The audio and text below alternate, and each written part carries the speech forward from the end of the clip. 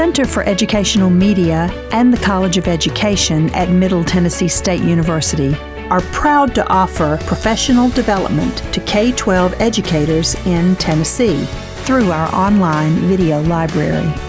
These videos are aligned with standards set by the Tennessee Department of Education. For more professional development videos, check out our website at www.mtsu.edu/CEM.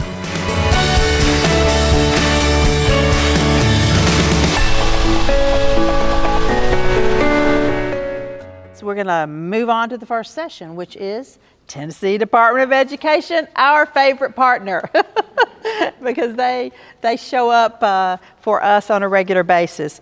And as you well know, ELPA21 is in effect now this year, and that's what this session is going to be. And we're offering you a double session, which means a full morning on ELPA21. So I want to introduce Ms. Raven Cleveland, Senior Coordinator of English Learners, and Joanne Runyon, Senior Director of Student Support. So please join us up here. All right, I'm going to make sure that everyone can hear me. Yes, we're good. Yes, I can hear my own voice. All right, good morning, everyone. Thank you for being here with us today. As I was listening to Dr. Clark speak, I was looking around the room to see how many familiar faces I saw. There are some new faces that I have not seen, so I am happy to be here with you today. So before we get started, I'll go ahead and introduce myself, and then I will have Raven introduce herself. I know Laura gave my name and my title, but want to talk about a little about what our division does around student supports. So I'm housed in the Division of Special Education and Student Supports, and I'm on the side of the student support. We have a small team, but we are very mighty. We are everywhere and have a lot of communication with districts, support in various roles. In our small team, we have a Director of Intervention, Dr. Haley Richardson, who will be here with us shortly, and she supports the work around RTI. So everything RTI academics, every step that takes place when we're thinking about serving our students within intervention. And she also has that high skill set when it comes to understanding interventions that are non-academic. So the non-academic piece also has experience with behavior. She actually comes to us from a local school district, Rutherford County Schools. So we are very blessed to have Dr. Haley Richardson. We also have Jessica Dainty, who came to us from Putnam County Schools, and she is our statewide dyslexia coordinator. And so Jessica has a huge role. She supports not only characteristics of dyslexia for students that have that ILPD, but she also supports the statewide dyslexia strategy, working with our Dyslexia Advisory Council, supporting on the special ed side. So she has a very integral piece in working in that area of instruction.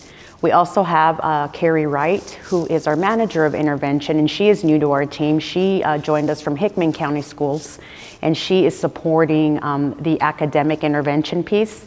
Right now, I think her focus is really going to be around that mathematic intervention piece, supporting Haley with written expression, and also talking about how different groups of students might access intervention. So we're blessed to have those folks on our team. And then we have Raven Cleveland. Good morning, everyone. I'm Raven Cleveland. I am the Senior Coordinator of English Learners, which just basically means I get to do all of the fun stuff in ESL. I am not the oversight person. That is Dr. Hannah Gribble, our Title III migrant and Title III Migrant Education Program Manager. Thank you. And I am not assessment, so I'm not with ELPA21 assessment. That's going to be Nancy Williams. Neither of those ladies were able to join us today, but those ladies do work as part of our team. I am on the student support side and the programming side, so anything about instruction of English learners, I'm your girl. And Raven also joined us from a local school district. She joined us from Hamilton County Schools, and I know they're here with us today. Sorry, Hamilton County, we love her. We're not giving her up. It's nice to have folks on the team that have been in Tennessee districts and have close partnerships with administrators, practitioners, and so forth to work, get ideas, get feedback, talk about how we can better implement certain pieces and what resources we need. These ladies are also very busy with different working groups. So aside from their role, they work with working groups after their work hours, attend board meetings, just to make sure that we have an open communication across the state to see what is needed, not only in the classroom, but at the LEA level, programmatically, and how we can better implement guidance and find those missing pieces that we need to create guidance for. So we will go ahead and get started. Did you want to start off with the disclaimer? Go ahead. So the Tennessee Department of Education is a guiding agency who is here to support and provide oversight for ESL programming, which is a federal program. And so today we're going to be presenting information with you. Typically what we do is we find out where the challenges are in ESL instruction and programming, and we provide solutions or talk with you and what some feasible solutions might be that you're seeing from the field. So just keep that in mind today as we present. Try not to take any one thing out of context until the completion of the presentation. So here's what our agenda looks like for this morning, and we did have a few folks in the room with us at the last session that we had in July, correct? It was in July. So before I even start jumping into the context, I would like to ask who we have in the room. So I know we have some Title III directors, so if you're a Title III director, raise your hand. Perfect. Do we have any folks that are here as federal programs? Your federal programs lead? Thank you. How about your special education director or special education? Do we have, well, you have various roles over there. Her hand keeps going up. Do we have folks that are principals?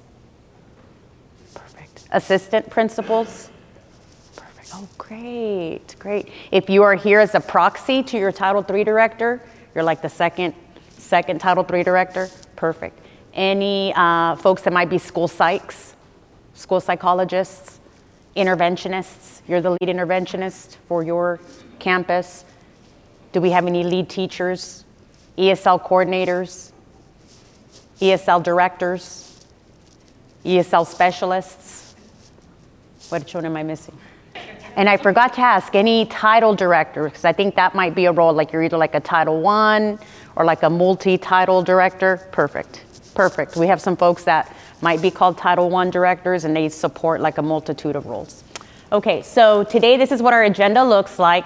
I am going to start off with talking about our shift to ELPA21 that occurred July 1st. So if you were here with us last time, just give us, just be patient with us. I do want to walk through this piece, and there's a reason for that. We're still getting some questions around the rationale and the shifts, and so what better place than to explain how that came about.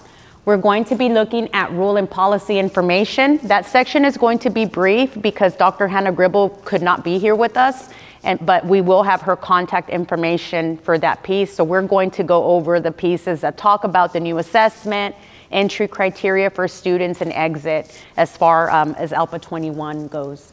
Then we're going to jump into the ELPA21 English Language Development Standards.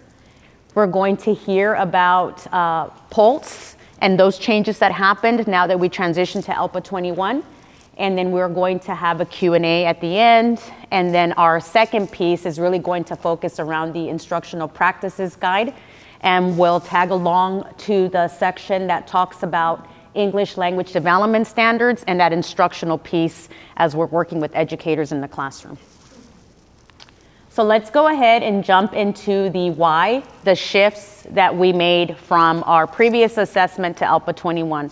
So as of July 1st of this year, 2024, Tennessee shifted to the assessment suite under the English Language Proficiency Assessment for the 21st century, ELPA21. And it was a time for us to look at what was needed across the state. That was one reason. And the second reason was we have what we call a procurement process, which your districts have as well. There are contracts that come up as being completed for the term that they were allowed. And then it's time to either reopen, see if we could sole source, depending on the amount, right, of the contract and so forth. So it was time for us to look at that contract and look at the shifts. Prior to even thinking about those two pieces, we had had several EL listening tours that took place when Ms. Deborah France used to be in the position that I'm in. And there were things that kept being repeated. We have a population of students who are English learners who also have disabilities. And some of those English learners have some significant cognitive disabilities. Some districts were not very confident that the screeners that were being used at that time were appropriately identifying students that had those significant cognitive needs who were also EL. During that time as well, the conversation came up about, well, if a student assesses and they're not able to assess in a specific domain, are they able to exit? And unfortunately, with the assessment that we had, there was not an opportunity for exemption of domains, meaning if I'm a student who is not able to access the listening domain, my team could possibly say, well, Joanne can't participate. However, her data was not appropriate to determine exit. With this assessment, there are some shifts in that aspect when you're looking at students who potentially are not able to access specific domains. There is an opportunity for student teams to come together and talk about what those possible domain exemptions could be. Those do have to be approved by the state, which is part of the work that Nancy Williams does in assessment. But that's just a little information that we heard, along with a few other things regarding ease with using ELD standards. How do we best correlate our ELD standards with our academic standards, which is work that is coming up that Raven will talk to you about. So many conversations took place during that time when we had those listening sessions. Well, a few years down the road, I'd say 2, because that happened in 2022, here we are looking at what do we need? Do we know that there might be an assessment that could possibly have these missing pieces? Are we meeting all the federal requirements with the assessment that we do have? That was another question that our folks in policy have to ask, as well as assessment and our Office of General Counsel. So all of those pieces were considered when looking at the assessment that was going to be in use for this new term. And so as always, as you all know, if you're involved in any of that fiscal procurement process in your district, things have to be bid out. So we would have liked to have sole source, but there was not that opportunity at this time. We could not sole source anytime, from what I've been told, and I only know enough to explain this part.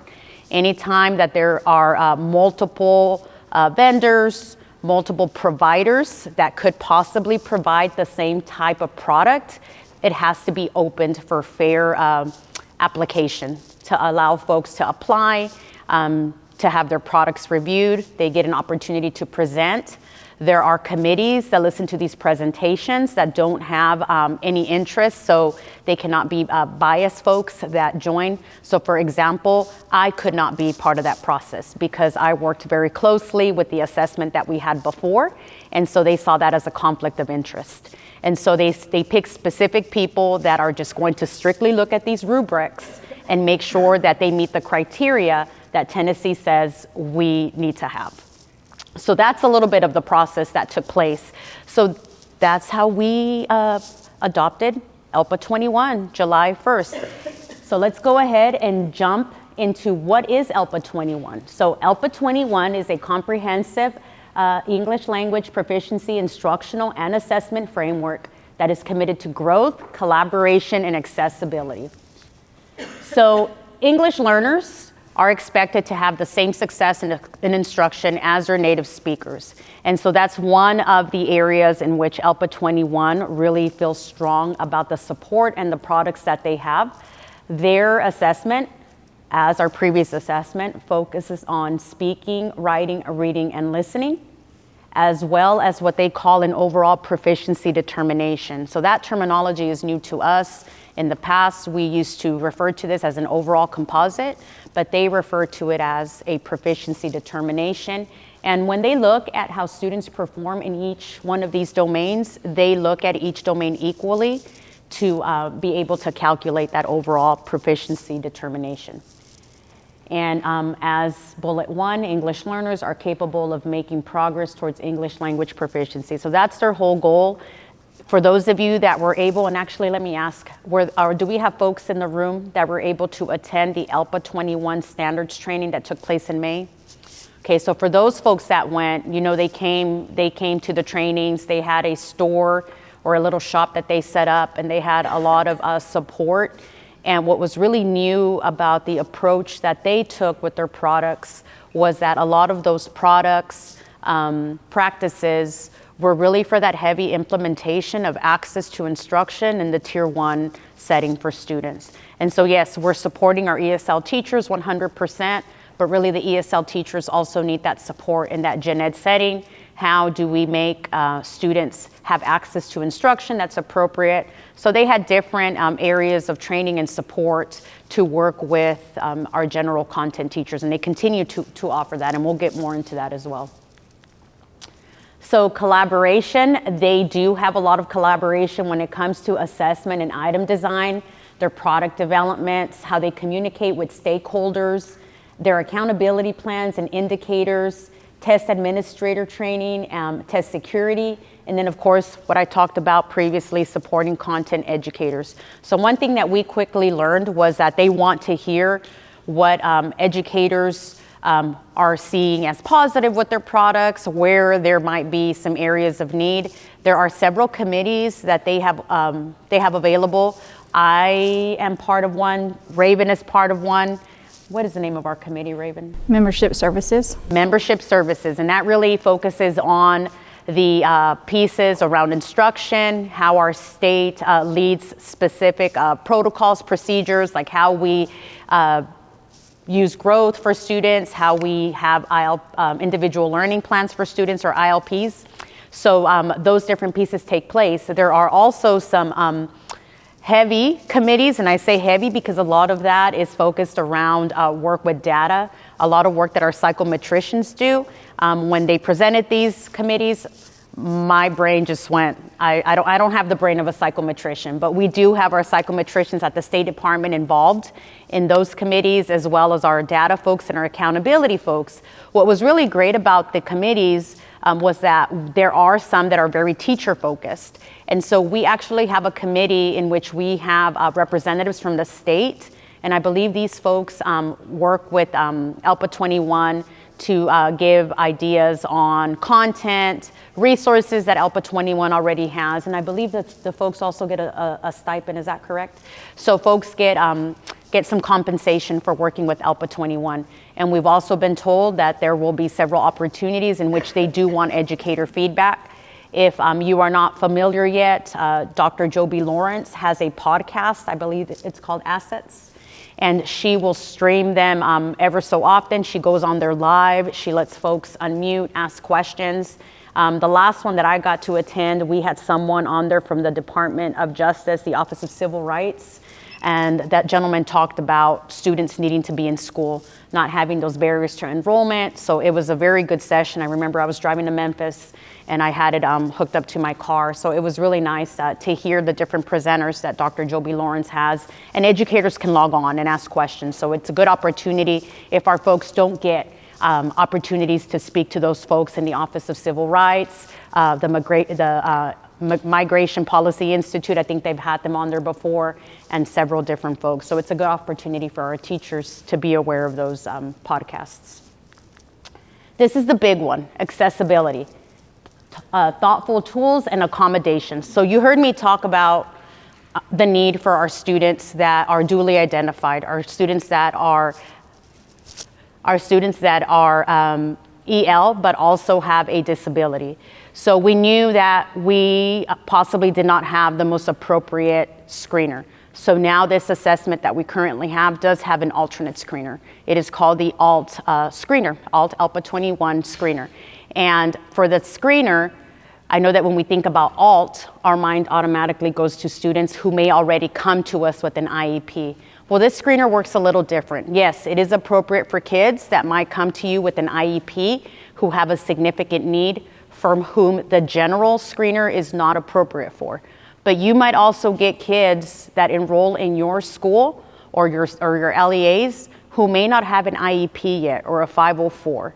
And as you're working with these students and their families, and you're getting information about the language background of their student, you might notice that that might not be something that maybe their peer has generally had developed. Maybe the parent is telling you, I don't have support yet, but here's what I'm noticing.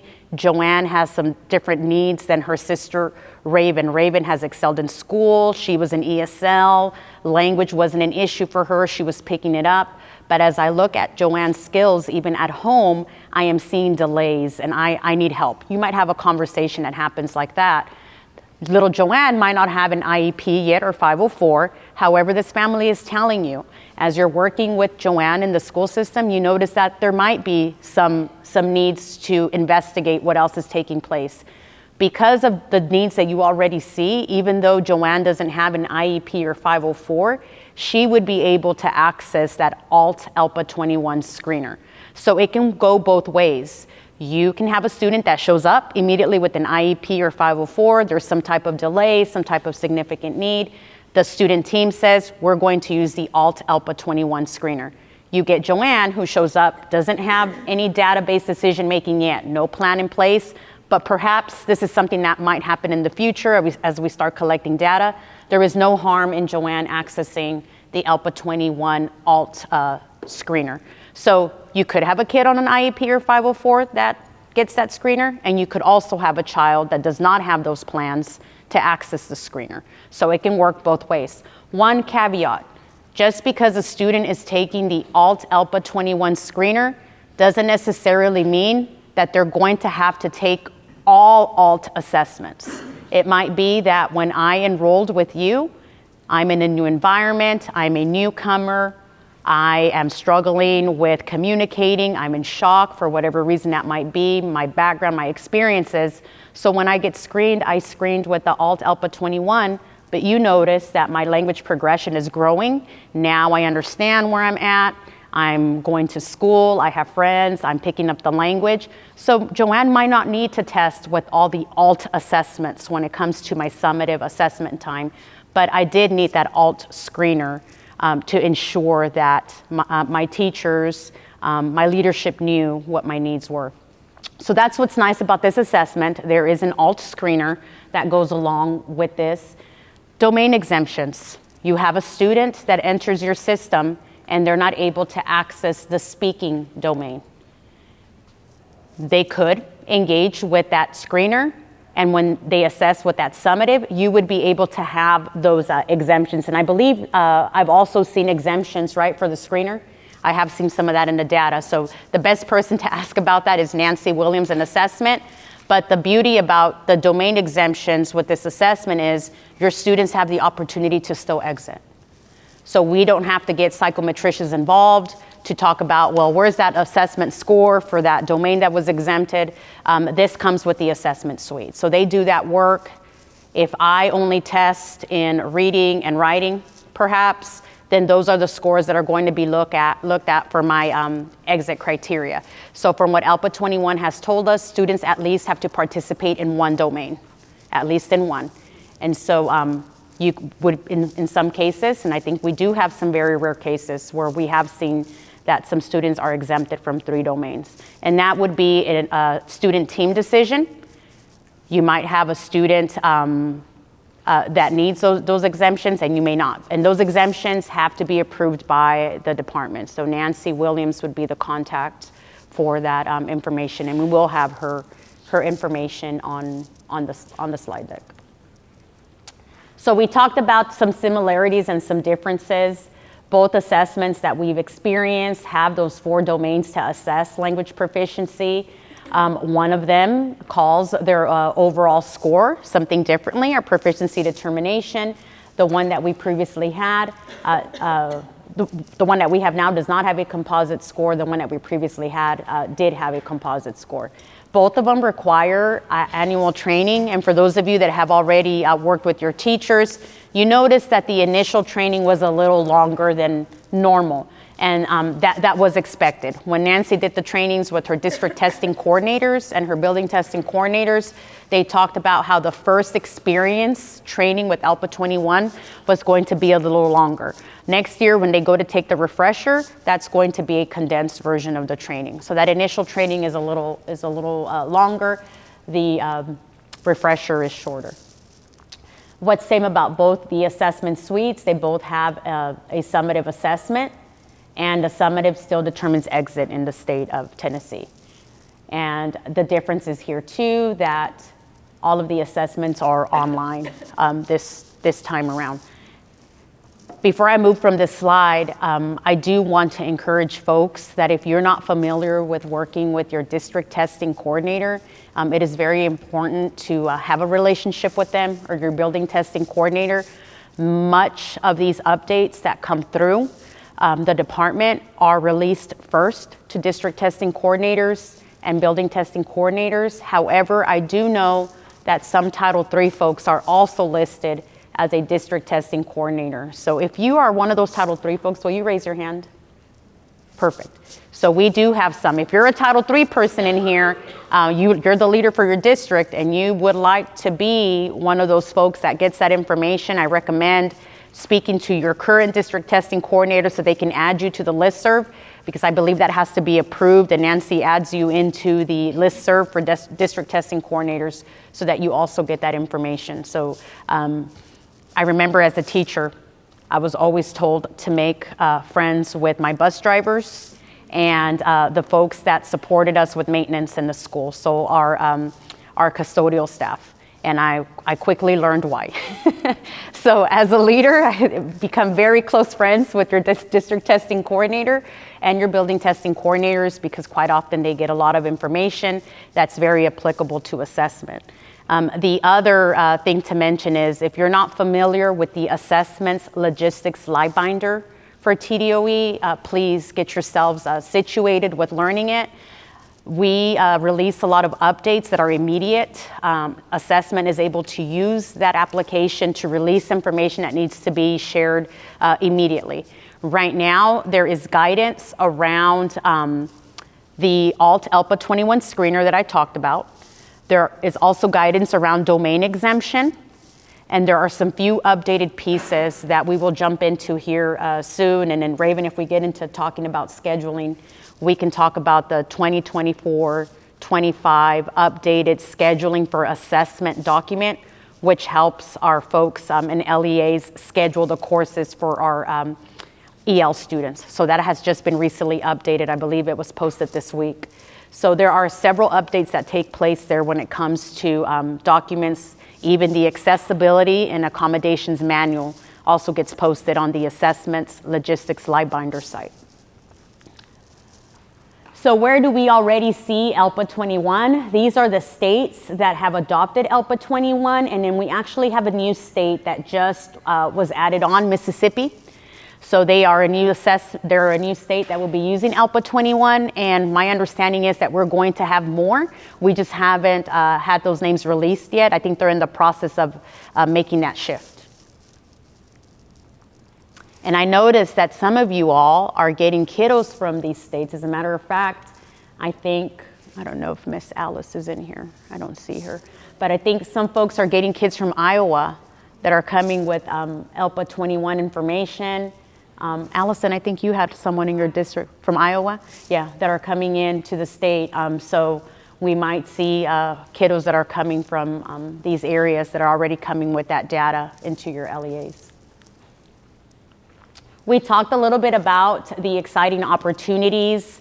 We talked about how domains are more independent, and this allows our students that have those significant cognitive needs an opportunity to exit just as their peers who may not have a disability.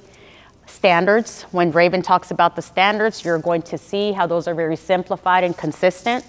And we did talk about the opportunities for the alternate screener for students with significant cognitive impairments, and then the professional learning opportunities that are available, not just to leadership, but also to teachers.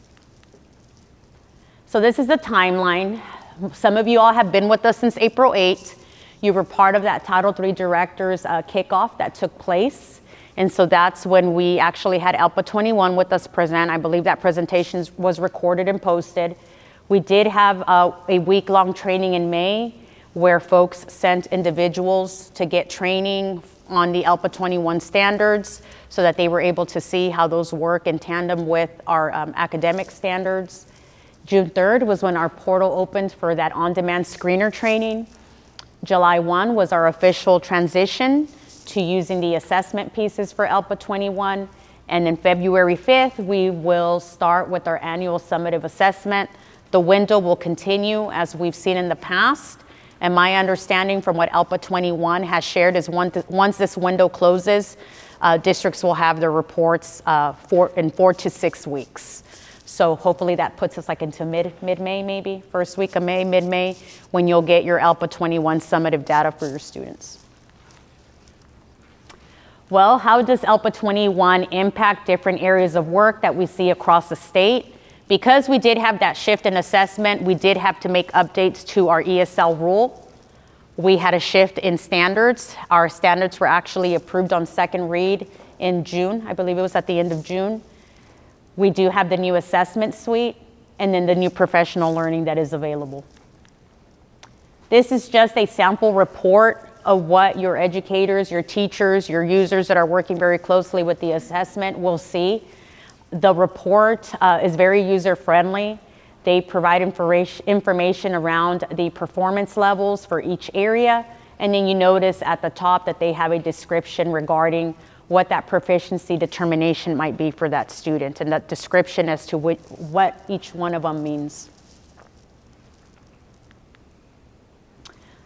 So let's go ahead and jump into some rules and policy changes. So our final read for ESL rule took place at the end of May, and it was approved. It was officially posted when we were at the Federal Programs Institute last week. Yes, it feels like I was there 2 weeks ago. It was posted last week officially, so now if you go to TDOE policies and rules, you don't have to look at pending rules anymore. It's official.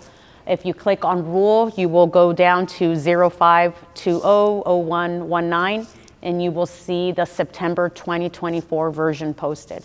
And so updates that took place with rule were mentioning the new ELPA assessment, as well as clarifying some pieces of information such as expectations for ILPs for our Transitional 1 and Transitional 2 students, a little more clarity around the delivery of services such as the service model and the delivery model. And what's new this time, and some of you are familiar with policy 3.207 that we had in the past before we shifted to rule. What's new this time around is we have a policy that complements rule.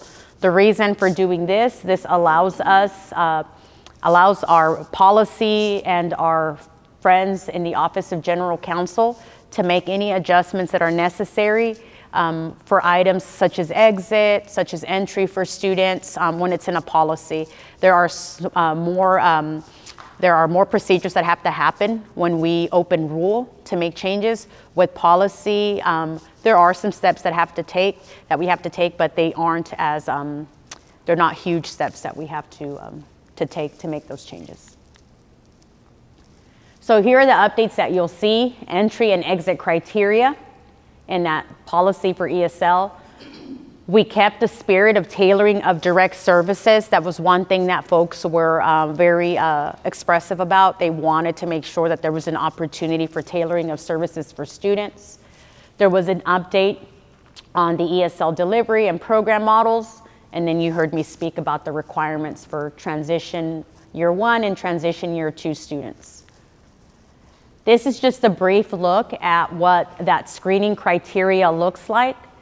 And so for our students that are engaging in that kindergarten first semester, kindergarten second semester through 12th grade, you see what those score results are for that eligibility piece. You also see the eligibility piece for ALT's ELPA21 screener.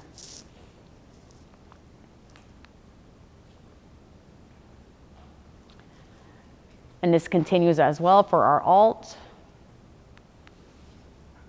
And then our exit process. Our exit process changed as well. It was updated because of the new assessment. So you will see that information in rule as well.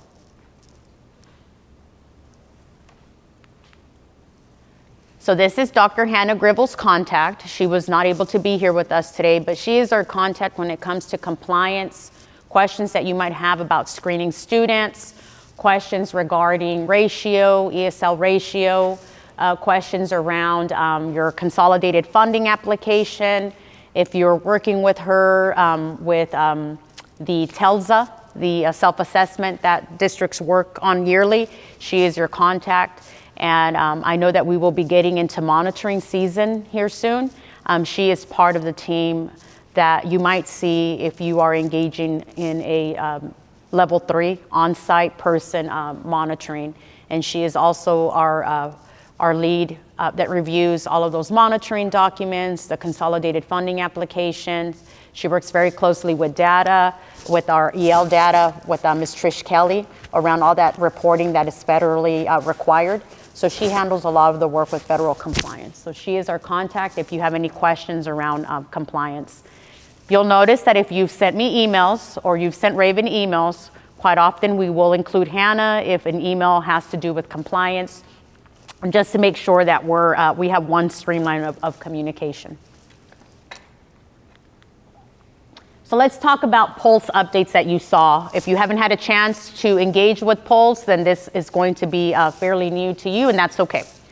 You might not be in this world every day. It's most likely you have someone that helps you with this, your teachers are engaged with this, or you have specific designated users that are working with these pieces. So as we shifted to the new assessment, we did make those assessment additions into the system. One thing new this year is that users that are permission group 1, so if you are not sure what I'm talking about, when you log into Pulse and an account is created for you, you are assigned a permission group as a user. So if you are a permission group 1 or permission group 3, this year you have the access to enter data. So we do have some districts that have started entering some data there that they want for their students to have on their file. That's great. Last year we did not have that feature. And so that was something that folks really wanted this year. They wanted the opportunity to enter data. But with, how does that saying go? With more responsibility, with great power comes more responsibility. As your teachers are working with that piece, it is so crucial, everyone, that when they go to enter data, that it's entered correctly, because to get it removed, you will have to send a Zendesk ticket to get it removed. And if you're pressed for time, that may add like a 1 to 3 day wait until that data is removed. I cannot remove the data for you. I might read your ticket and then I need to push it forward to have one of the developers remove the data. So we do have that feature. We've added the assessments, permission group 1, permission group 3. You can go in there and type in your data. You will see the alt screener in there. When teachers are engaging with the tile that aligns with scheduling ESL services, they're going to notice that that pop-up window that they work with looks a little differently than last year. This year, there is a field that will ask for delivery type. And so this was one of the updates that was made in ESL rule. When you look at ESL rule, you are going to now see delivery type and service model. The service models are what you've been accustomed to seeing, like structured English immersion, content-based instruction, SADI, those types of service models. The delivery is how we're giving that instruction. So you'll see co-teaching, pull-out, scheduled ELD course, or virtual, if you're in a setting where you have a virtual school, and that's the delivery of the ESL instruction. So as teachers are working in that pop-up modal, they're going to see those new fields. They will still select direct, indirect services, and then put in the schedule for students.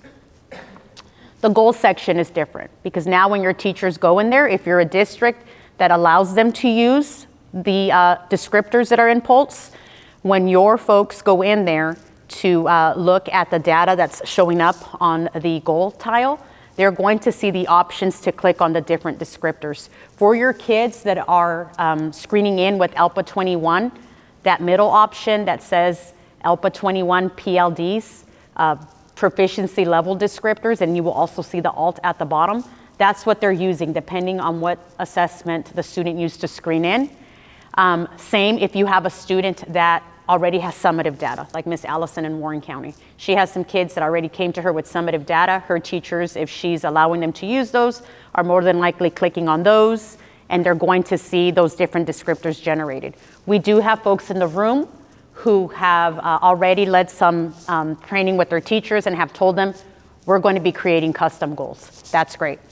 We would never tell you not to do that. We do want ILPs to be individualized. So if you've done training in your district and your teachers maybe are reading the descriptors, but that's not what they're using, they're actually typing in their own individualized goals, continue that practice.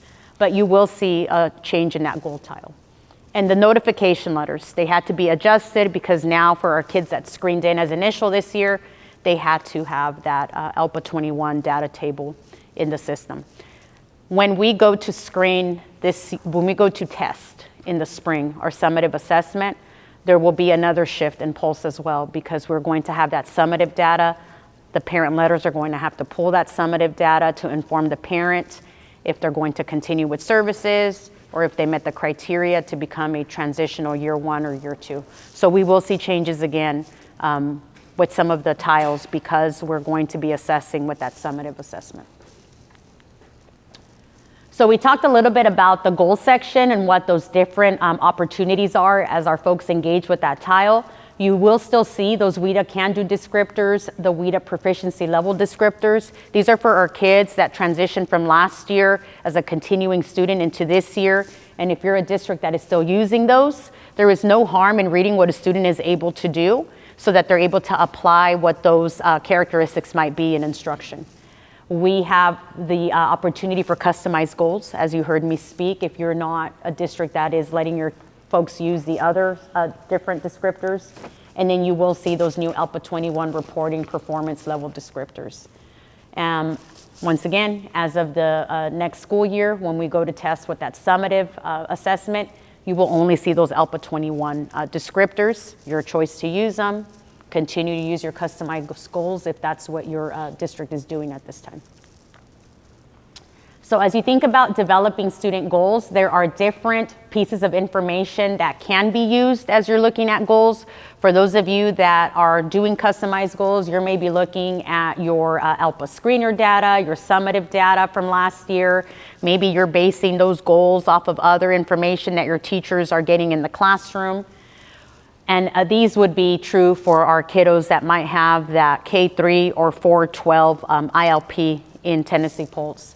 For our students that are transition year 1 or transition year 2, for whom you are creating ILPs, it is very important to look at any assessment piece that you have. This might include TCAP data, universal screener data, those career surveys that your students might be working on, local common formative assessments, those local benchmarks.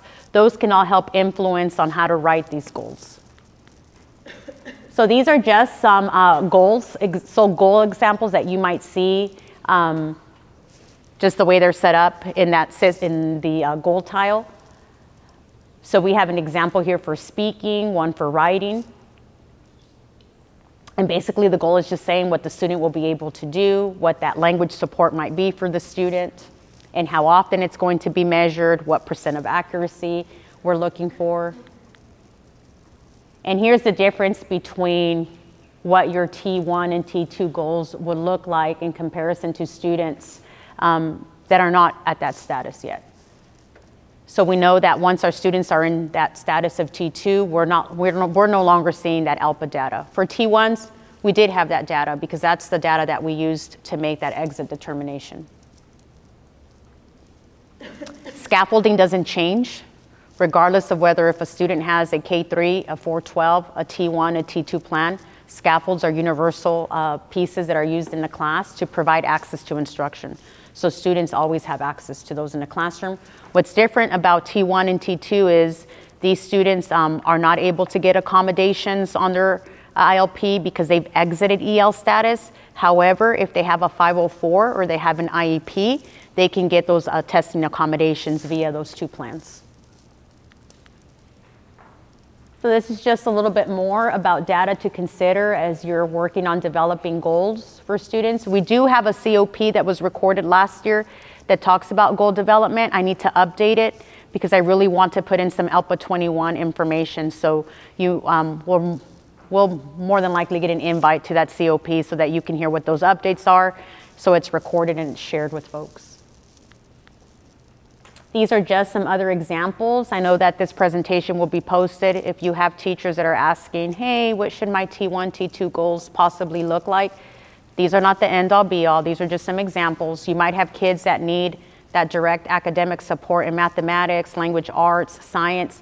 You might have kids that need goals around organizing themselves to be able to access school on a daily basis. You might have students that just need some extra study skills to help them with their courses. So it could look a multitude of ways for our students that are T1 and T2. A little bit more about goal development. And now this gets us into the ELD standards. And Raven, I'm so sorry, I probably talked quite a bit. Here you go. Thanks, Joanne. Okay. So I get to talk about the fun part. Joanne got to talk about the assessment, which is really going to tell us how well students are progressing, particularly with language. ELPA21 measures that language proficiency of a student. And then she talked a little bit about the ILP, which is just the written documentation of how the learning takes place. But I get to talk about the what we're actually learning in language, and this is where these new, clear and concise Tennessee ELD standards, English Language Development Standards, come in. And I just want to preface this session by saying I want to touch base just a little bit about the delivery model and the service model, because as we talk about how to incorporate standards, I think that it's important for you as an administrator, particularly those school principals and assistant principals or instructional coaches and guides, lead teachers, to really understand what the goal of these models are before we get into it. So for delivery model, this year we purposely separated the delivery model from the service model. So the delivery model is really like where the instruction is taking place. So the first place is a scheduled ELD course. This is probably your 6th through 12th graders, middle school and high schoolers, where you have a course code that says ELD. There's ELD curricula that is being used that are being used in the classroom. And this is just where all students show up at a particular place with this scheduled course code. Then we have pull-out instruction. Generally, pull-out happens in the K-8 arena, although we have seen it in high school for those schools that have really low incidence of English learners. And then we have co-teaching instruction, and co-teaching is actually happening in the general content classroom. And co-teaching is one of those things that was defined and added to rule this year as an acceptable delivery model for students. So as we're thinking about these three things, this is where instruction is happening. And then we're looking at service models. And the service models are really how the program is being administered. And we're looking at the same five research-based frameworks that instruction can happen around. Per federal regulation, ESL programs have to be educationally sound and research back. And so these are frameworks that your district and or school can choose from. Sometimes LEAs give schools the autonomy to choose which framework they'd like to use. So the first one is sheltered English instruction. You might know this as the SIOP framework. SIOP is a program that is copyrighted, but making content comprehensible by Short, Echevarria, and one more author. I think they added a new author this year as well, is a wonderful framework to kind of outline sheltered English instruction. The goal of sheltered English instruction is to incorporate both content and language together. Then we have structured English immersion. Structured English immersion is great for our students with lower English language proficiency levels. And structured English immersion is only to be used for a limited amount of time because its focus is language. It's giving students enough language to be able to access content in the content classroom. Then we have specially designed academic instruction in English, also known as SEDI. And this is SEDI, and both SEDI and content-based instruction are great for those intermediate to advanced students because it is the incorporation of content and language, but it puts a little more focus on the content and content-based instruction and the language in especially designed academic instruction in English, but real heavy focus on access to content. And then the last is heritage language. Heritage language is where instruction is happening in both English and in an L1 of the students that are in the classroom. Heritage language is probably the closest to what we have in Tennessee to dual immersion program. And if you'd like to incorporate heritage language, I encourage you to reach out to me to talk about what you're using as far as both content and language instruction in the classroom. Or Tennessee also gives you the option, maybe you know a research-based framework that has proven to be effective that you want to try out and use. If you do, you can definitely contact the state and have that that service model approved so that you can use that. We also, as Joanne talked about, language domains are staying the same with ELPA21. Speaking, writing, reading, or listening, or swirl as I like to call it. If you go backwards from speaking all the way to listening, it kind of spells out swirl. And as we're thinking about that swirl, I like to think about it as a swirl because before we've kind of looked at ESL instruction as kind of segregated for these 4 domains. And what we know is that really language is highly integrated with all 4 domains. It should be interactive, and those skills in every domain are undeniably related to each other. Like if you're having a conversation, you listen and you speak, right?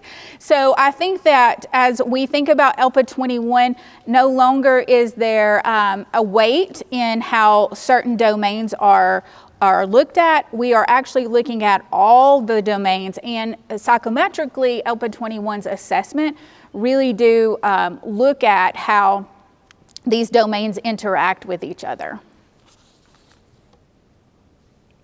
So let's actually talk about the English language development standards now. So as I said before, there are only 10. If you were with our previous, with us when we had a previous vendor, you will know that there were 394 pages of a standards framework. ELPA21, you can fit all standards on one page. And we adopted those as the Tennessee English Language Development Standards. They really do have a focus on receptive, productive, and interactive skills and really take a functional approach to language teaching. So no more, gone are the days of that recitation of like rote academic vocabulary or grammar drills or context, content that was not taught in context. And they really take a more meaningful approach to communication. So how do we communicate with each other using language? So the first 7 standards are clear and concise. The first 7 are looking at a focus on functional language. And really focus on how students can communicate with each other. They are, again, interrelated and can be used in conjunction with one another, or they can be used separately. So again, the first 7 I'm going to tell you about right now are just a strategic set of language functions that build in complexity. So we're starting out at the beginning, constructing meaning, participating in grade appropriate oral and written exchanges, and then working our way up to the last two of these 7. And the last two really are specific language functions that are collectively what functions students can do with language. So at the end, you see students will be analyzing and critiquing arguments and adapting language choices to purpose, task, and audience. Standards 8 through 10 you may be a little more familiar with because they do look at those linguistic dimensions that our former vendor did look at, those word, phrase, discourse, and sentence. So Standard 8 really addresses the word, phrase dimensions and looks at social and academic vocabulary usage, multiple meanings of words, nuances, shades of meaning, collocations, idioms. It's that word level. Then Standard 9 really looks at the discourse dimension. And you might know this from our previous vendor as linguistic complexity. It's looking at the quantity and the variety of text or speech in language. Not just the quantitative, that amount or structure, but also looking at the coherence and cohesion of language together, and maybe a variety of sentence types. And then Standard 10 is really looking at your sentence dimension, and that's going to be more your mechanics and your grammar, your fluency of expression, your writing style, those types of things. So 8, 9, and 10 again can be used in conjunction with 1 to 7, can be used separately in a lesson, and all of these standards can be tied to a Tennessee academic standard.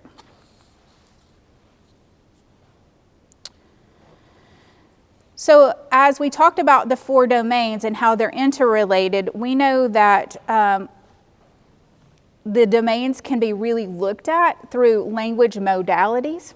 And ELPA21 looks at these through 3 different modalities: receptive, productive, and interactive. And so this is how students use language to communicate or understand what's being inputted with them, right? So the receptive, of course, is where the learner is a reader or a listener or a viewer. Productive is where the learner is a speaker and or a writer, where there's a distant audience. And then the interactive is where students are communicating and talking to each other. If you look at the red, blue, and gray boxes, you will see that standards 1 and 8 are specifically focused on receptive modality. Standards 3, 4, and 7 are really focused on the productive modality. And 2, 5, and 6 is interactive. And this is great when you're helping sit down with teachers to plan as they're thinking, I don't even know what ELPA21 standard to start with or what Tennessee ELD standard to start with. We're asking, what is the language you want students to be using in this lesson? And they can usually narrow it down to the modality. Well, I want them to speak or I want them to write, but first we're going to read something, or first I'm going to read aloud to them. And so looking at receptive, productive, and interactive is going to help teachers drill down what standard that might be applicable to their Tennessee content standard. Again, the 10 ELPA21, or I'm going to start calling them the Tennessee ELD standards, are designed for collaborative use by both the ESL teacher in the ELD classroom, but also for content area teachers. So up until recently, and even at present, ESL programming and ELD is seen as the responsibility of the ESL teacher, solely sometimes. But now that we know that best practices suggest that students learn language best in content, and this is where students spend the majority of their day, we know that it is also the responsibility of the general content teacher to be providing language supports. And therefore, we would love to start seeing the Tennessee ELD standards in every classroom. The division of labor between the ESL teacher and the general content teacher can no longer be a viable solution in our schools to make sure that students are getting the kind of language support that they need. I think greater alignment and integration in the content classroom is important. So the role of the ESL teacher is shifting to be a collaborative partner and an expert in second language acquisition to support those content teachers of, hey, here are some things that you should know about language acquisition that's going to help not just your English learners in your classroom, but all learners in your classroom. And we are going to pause for just a second because we have about 13 minutes for questions.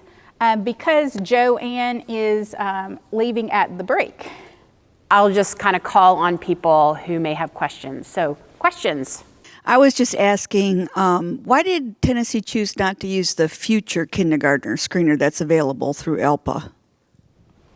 That's going to be a Nancy Williams question in assessment of why the future kindergarten screener is designed specifically for pre-kindergarten students, and because we don't qualify students in pre-kindergarten for ESL services, could be the reason, but Nancy would be able to give you more in-depth of why the committee did not choose to also include the pre-kindergarten screener. All right, we have a question here in the back. Hi. Am I on? Yes. Could you talk a little bit about heritage language and English first or English only? We're getting a lot of questions about translating, so could you talk about that a little? Sure. So when you're referring to English only, you're probably thinking about the 1984 TCA that talks about how all institutions in Tennessee, including public schools, shall have all direct instruction in English. And this is still an active TCA law. We're one of, I think, 6 states that are English-only states, and therefore we adopt English-only ESL models. So we don't have bilingual program models or even dual immersion program models. The closest that we see is the heritage language model. There is lots of research behind heritage language instruction. And so if you're thinking about setting up heritage language in your school and or your LEA, there's a couple of things to consider. Number one, as Castaneda Pickard says, you not only have to have the research, so really researching how you're going to administer that program, but you also have to have the resources to do that, including staff. So do we have the staff person that could that knows second language acquisition and first language or second language acquisition in other languages besides English? So an ESL endorsed teacher and also a bilingual teacher that could administer that. Also, proving that it's effective is that third step of Castaneda Pickard, that 3-prong approach that says you have to evaluate if the model is effective. So finding examples that is effective and figuring out how you're going to show, besides just this summative assessment, that students are becoming proficient in that. So a couple of things is research first, then think about your resources. What kind of curricula are you going to use? Because it's not just the instruction in first language, but it's also intensive English instruction. And how do you balance that out? We do see heritage language model used in some charter schools that have opened up across Tennessee as well. Can you clarify a little bit about what are the sorts of things that are being taught with heritage language and how that heritage language is balanced with the English language development? Sure. So you can, like in a content-based instruction, you can use second language instruction in addition to English language instruction. So you'll be learning things simultaneously at the same time. So it's not just like a dual immersion where you might be presenting in, let's say the heritage language is Spanish. You're not just presenting the content in Spanish, but you're being very specific about parallel instruction in both languages. Does that help? I'm curious if there's, have you seen this with literacy? Have there been any foundational literacy heritage programs? So far, I have not seen any, and Joanne, correct me if you're wrong, because Joanne's been around a lot longer than I have. Have we seen any heritage language models in Tennessee that have any heritage language besides at our current charter schools that are using heritage language model? I have not seen models. I know that we do have 2 LEAs that are using the type of setting that I actually transitioned to the state from, dual immersion, but I have not seen like a specific heritage model aside from dual immersion in the state. And that's why I encourage you, if you are curious and want to try this, you've done your research and you have some ideas about how you want to do this, I would love to work with you and talk with you so that we can see some effective modeling happening in the state. We did it at Riverdale High School in Rutherford County, but unfortunately that teacher was not ESL certified in Tennessee, so it was like bonus for our students still got their ESL services through ELD, but they were also together for a heritage language class that fulfilled their Spanish 1 and 2 credit, but it didn't count for service minutes, so it wasn't like we weren't considering it as a service model, but just another way to grow their L1 and L2.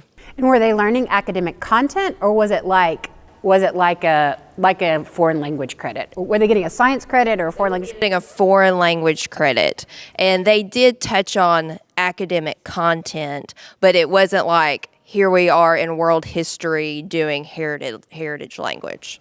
It was their Spanish 1 and 2 credit. Because I think there are multiple places doing heritage language for the world language credits. You're exactly right. And I think the piece that kind of missed there is that intensive language instruction in addition to that.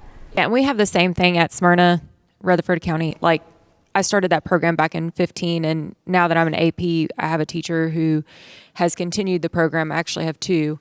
And we do basically the same thing that Ms. Turnbow was talking about, is we have the Heritage Speakers class who they read and they do literature and art and all of those things, and it counts as their foreign language credit. Thank you. Okay, we're getting the sign that we have about 5 minutes left, so we might have room for 1 or 2 more questions. If you have a question, please raise your hand. Don't be shy. We've got one right here. We'll take this one first and then Lindsay. So if you could bring Lindsay a mic so she can be next. You can go first, yeah. I do have a question regarding the heritage instruction. And I understand those are high schools for the foreign language credit, but the charter schools are what you're proposing.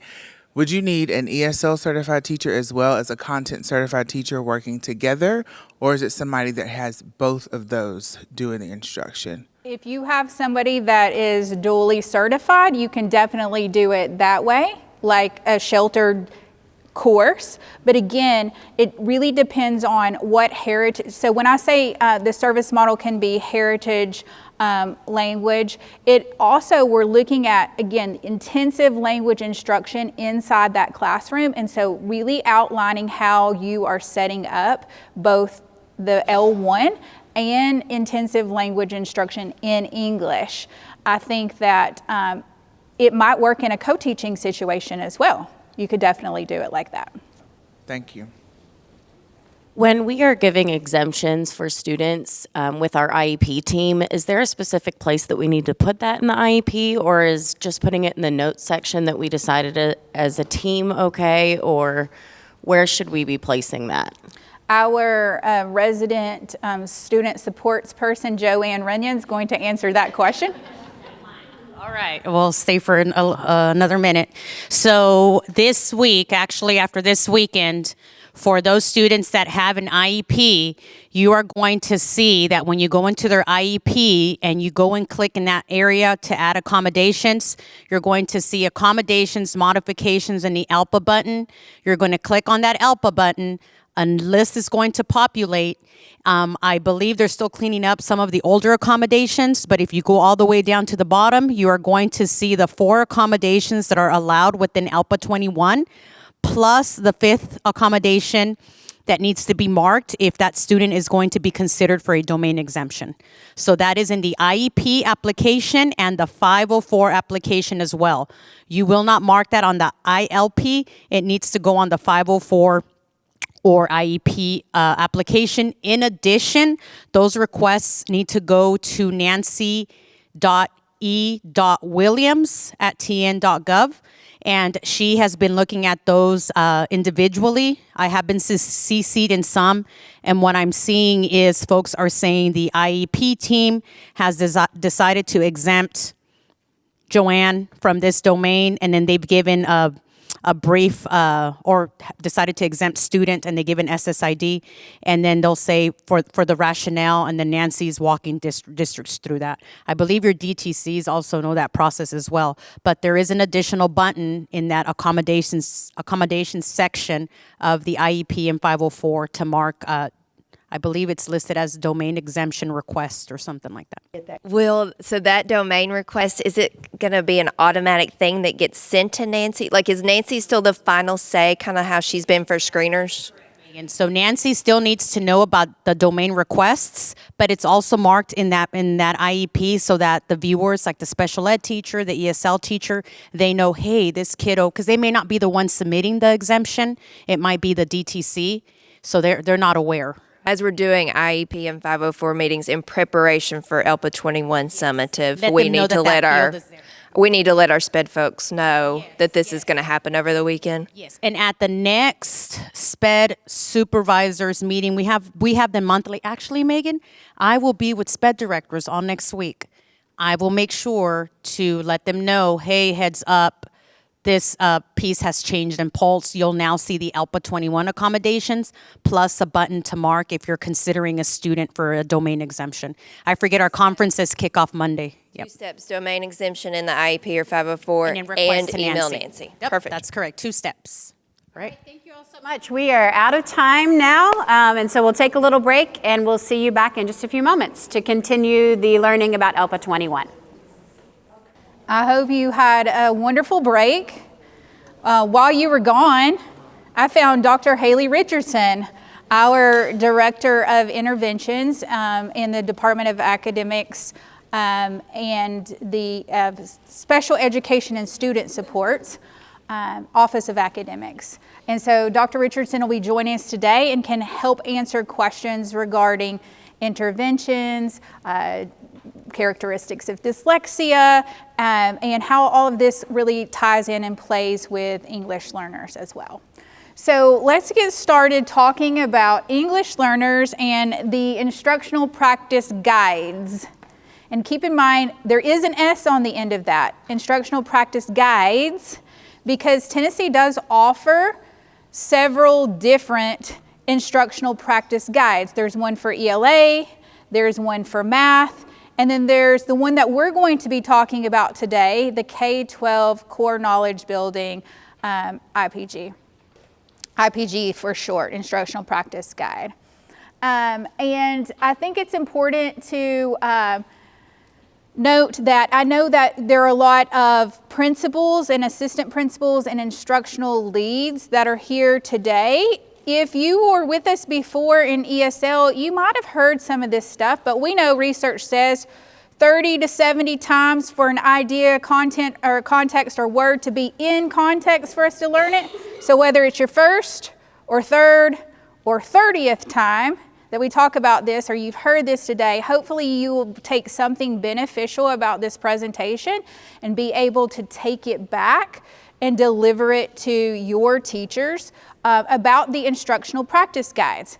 One more note, the instructional practice guide may be something that your LEA is using, the one I'm going to talk about today, or maybe the ELA, or maybe the math, or maybe you're using a derivative of it. So your LEA has taken the instructional practice guide and made your own with your own ideas attached or, around the same spirit of the document. And or maybe this is the first time that you've ever seen the instructional practice guide, and I will give you an opportunity to actually pull that document up as well. So just to kind of ground us in what we talked about before the break is that our English language development standards in Tennessee pair really nicely with Tennessee state standards. So at the bottom here, you will see 2 Tennessee state standards, 5th grade standards. The first one is write opinion pieces on topics or texts supporting a point of view with reasons and information. And then there's another one, report on a topic or text or present an opinion, sequencing ideas logically and using appropriate facts and relevant descriptive details to support main ideas. So if I'm a teacher with these 2 5th grade standards here, the first thing that I'm going to ask myself is what language do I want my students to pull from learning these standards? What language do they need to know and what should they be able to do at the end of the lesson? And this is where our ELPA21 standards or Tennessee ELD standards and the ELPA21 reporting performance descriptors can come in handy. So we can see, hey, what modality are we doing? Well, we have receptive, productive, and interactive, as we talked about previously. And I know that my students will be writing and reporting. So that's going to be what modality? Productive, right? So the productive modality, so I can look at the productive modality and see that we could use standards 3, 4, 5, or 7. And in this case, I chose English language proficiency standard number 4, which says, an EL can construct grade appropriate oral and written claims and support them with reasoning and evidence. Again, that pairs very nicely. Here's the content, and then up here is the language that students will be able to do at the end of the lesson. And it also gives me what students can do at a particular level. So if you think about WIDA can do descriptors, ELPA21 has the same thing through their proficiency level descriptors and their achievement level descriptors. And you will see, maybe my student is a level 1 student. So what should I expect the student to have the language to do? Express an opinion about a familiar topic. But I can also think about the students in my general content classroom who are also learning this content as fluent English speakers most of the time. So I might be looking at level 4 and 5, which would be construct a claim about a variety of topics, introduce the topic, provide logically ordered reasons or facts to support the claim, and provide a concluding statement. So as we look at this content standard, we can look at the ELD standard and see that we can have a general idea about what students can do using the new Tennessee ELD standards. It's not just enough to have the language standard posted in your classroom. We really want to be thinking about how can students at each proficiency level meet this content standard. Our objective, our content objective in our classroom is going to be the same for all students, but the language that they use to express what they know and what they do might look different, and these ALDs and PLDs may help do that. Before you go on to that slide, could you go back to the guide, what you just showed us? Mm-hmm. And I may be phasing out, but on the far left, the ELP.4-5.4, I'm not understanding what that means. Sure.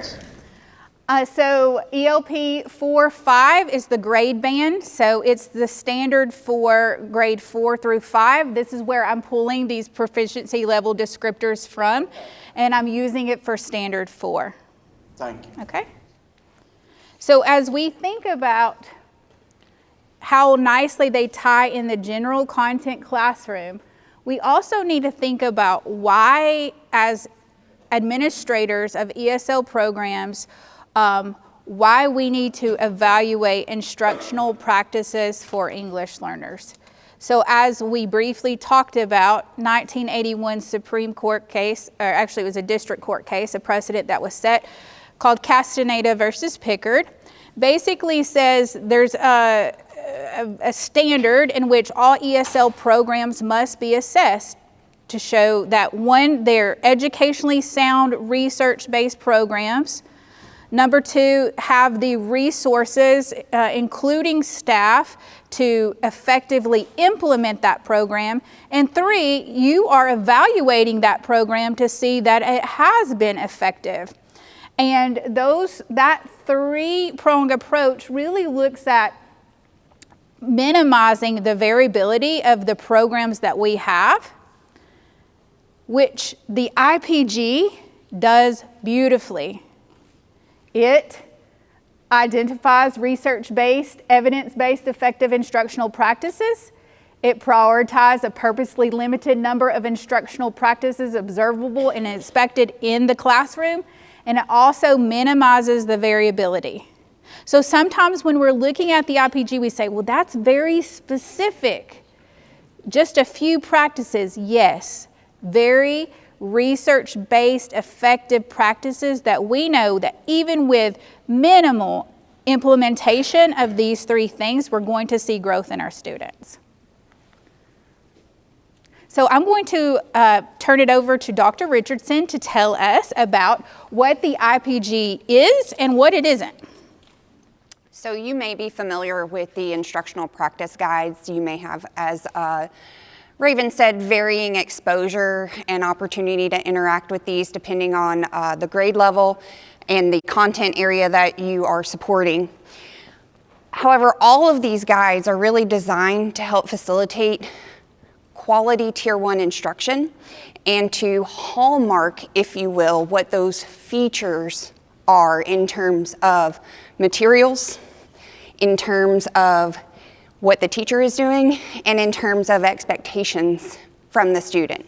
So it's a big picture universal approach, if you will, to instruction. That doesn't mean that every single thing that happens within instruction is going to be contained within the IPG, or that every time you walk into a classroom, you're going to see every single moment that is captured relating directly to the IPG. But by and large, you're going to see across the board that yes, in effective practice, the instructional practice guide is going to capture these best practices of effective Tier 1 instruction or instruction period. So what it is a document designed to focus on instruction that is aligned specifically to those Tennessee state academic standards. It is inclusive of the curriculum, so that high quality instructional material selection. It is taking into consideration teacher planning. It is looking at the delivery, the in-class instruction and opportunities that come as a result of that instruction. It is a teacher and leader facing feedback tool. Feedback, not necessarily evaluative. So it's an opportunity for a conversation about instructional practices and how to create a classroom and instructional framework that works for all the students that are present in that room. It is not only for teachers. It is for everyone as part of the instructional framework that's being implemented in a building and in a district and across the state. It is not limited to literacy instruction. As Raven pointed out, there is a foundational skills instructional guide, there is a knowledge instructional guide, and there is a math instructional practice guide. So it's not limited to a single area. And honestly, we could take a lot of these core pieces and apply them in any content area, even if it's not ELA or it's not math, because they're really universally designed to support instruction. It is not a replacement for the evaluation rubric. You all know what that looks like. You have those documents in place. They come from a different component of the Tennessee instructional model. So you've got the team rubric that's really driving that evaluation side and other district designed materials that are supporting that. This is designed for feedback and norming. And then it's not a gotcha or an all or nothing evaluative tool. In other words, like I said earlier, you could walk into a classroom and not see every single moment of that classroom devoted to all the things in the instructional practice guide. But if we expanded and looked across the board, we're going to be touching on those in our instruction regularly. They are designed to be kind of a quick look, if you will, at instruction, and so it is almost impossible to get every single thing every single time in that brief interaction in the classroom. But if we stayed for longer periods of time, we're going to be seeing these practices across the board. So, the Tennessee Knowledge Building IPG, or Instructional Practice Guide, it was built on research, and it was built with evidence that informed those state standards. So it was designed in conjunction with the standards.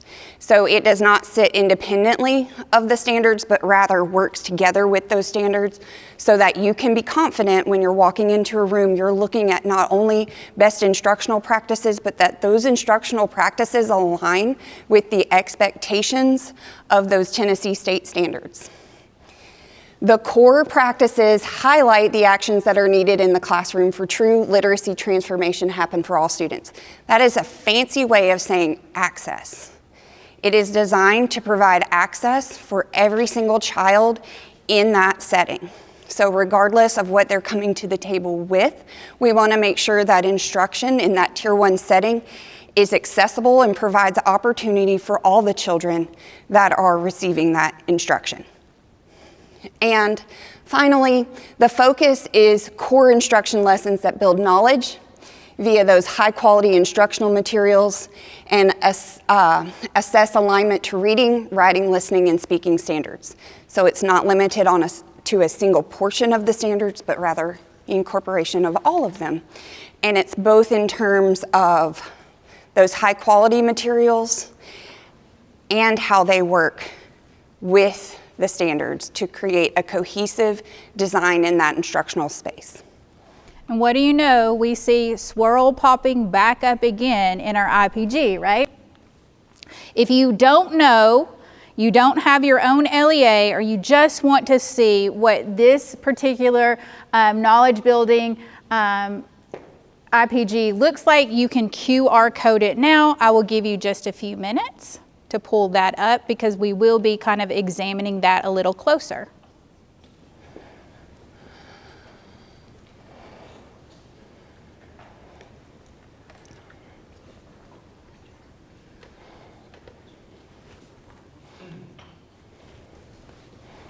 And again, your LEA might use a derivative of this. They might have created their own in conjunction with this that is a little more applicable, and you're welcome to pull that up to see how it compares as well. So let's take a look. Dr. Richardson? So when we're talking about knowledge building, what we're talking about is that process of exposure to content, to depth of content, and really building a foundational understanding of a specific topic or area of focus. And so this particular IPG is centered on that literacy component.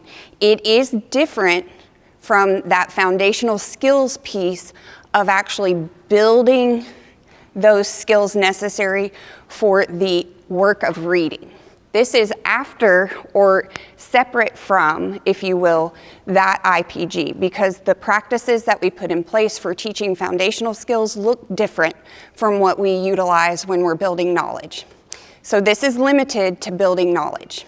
And when we're looking at building knowledge, we're looking at it, as I kind of summarized for you earlier, in these core actions. And you'll notice that the first thing is the culture of the environment, the culture of learning. So we're looking at the environment.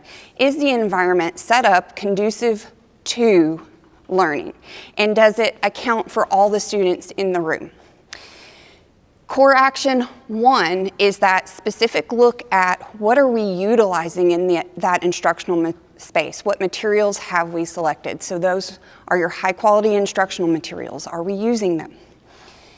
Core action 2 is looking closer at the teacher, the instruction. What questions are being utilized? How is the instruction being delivered? Is it meeting these specific components of questioning, driving those students towards thinking about the material? And then core action 3 is talking about student engagement. So what is the student response? What is the opportunity for these students to engage in the instruction, to grapple with the material, to do the lift of learning?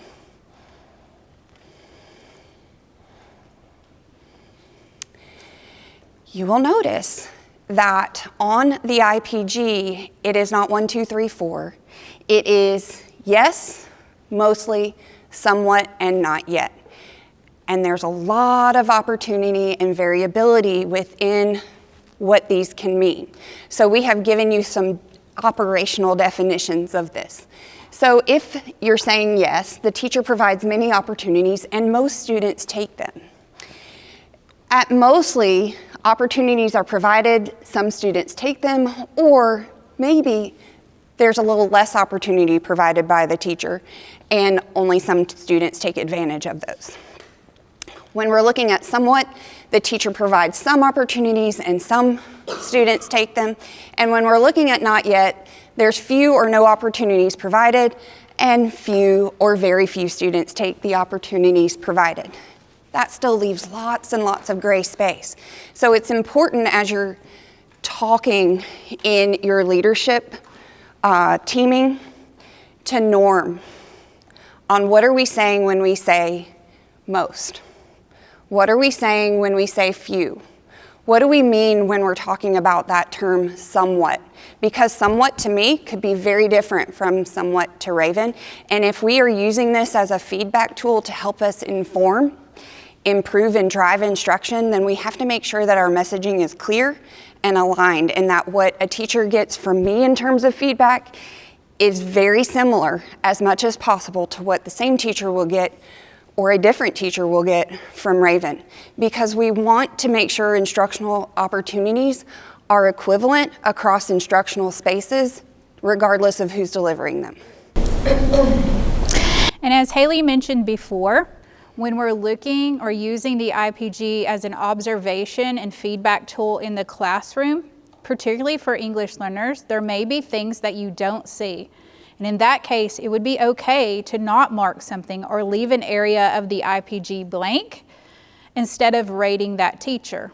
It's also great during that feedback time where you collaboratively discuss, hey, I noticed that I didn't see this. Is there a place in the lesson that you provided that? Or asking probing questions to see.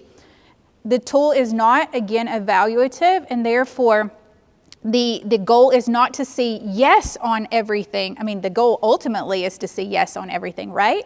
But as we're improving instruction, it is okay if your teachers are not yet. It is okay if your teachers are somewhat. It's really giving a good foundation for teachers to see, here is where I am in my practice. So as we're talking about using the instructional observation tool for English learners, using the IPG in the classroom, we're going to look at each of these actions, starting with the culture of learning. So as Dr. Richardson talked about, the culture of readiness is all about what does the learning environment look like. And today I'm going to focus you a little more on what this looks like for English learners, not just all learners in the classroom, but specific to English learners, which is also applicable to most learners. So take a moment now to take a look at these indicators.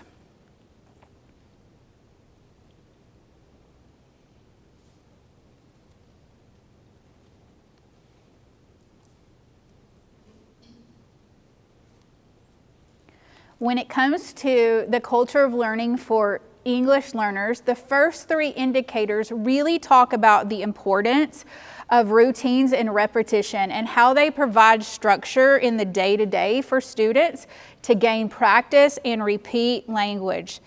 Repetition and routines are so important, particularly for students who have lower proficiency levels, when they're really listening hard to try to know what they should be doing in the classroom. Indicator number 4 talks about how both language proficiency and content mastery is occurring at the same time. And this is why we know that those research-based service models that LEAs have the option to look at, but all incorporate content and language in some form. And then finally, for environmental readiness, building relationships lowers the affective filter. So the indicator says that the student and teachers demonstrate a joy for learning through positive relationships and strong classroom culture that is responsive to student interest, experiences, and approaches to learning. So building relationships, I think, probably the number 1 key in making an impact with students in the general content classroom or in any classroom. So I want you to take just a moment and think about, how do you lower the affective filter in English learners in your classroom? And I want to just pre-teach this academic vocabulary for you if you're not aware of what the affective filter is.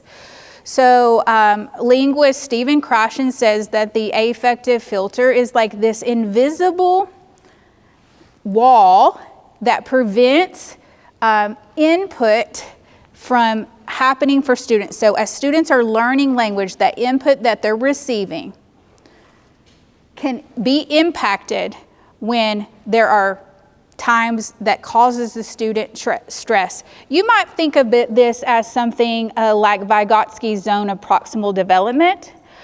It was built on that research as well. So as you're thinking about that, when students have other need, it's hard to concentrate. It's the same thing for language. When there's that invisible wall is up, the input that students are receiving are sometimes blocked or impeded because of this.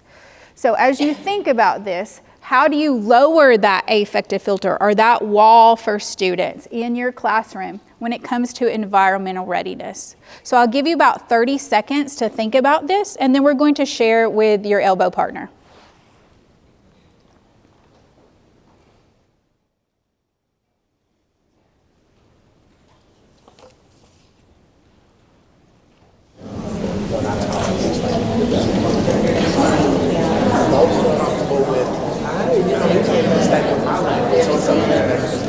I heard a lot of really great conversation in the audience. So some of the ways that you might have talked about or you might consider in lowering that affective filter is reconsider error correction for English learners. So reconsidering error correction might be something like recasting or restating for students if a student has made an error, or really think about what is the purpose of language in the classroom that day. If the message was able to come across, can I leave that there without causing or creating fossilization of an error in language?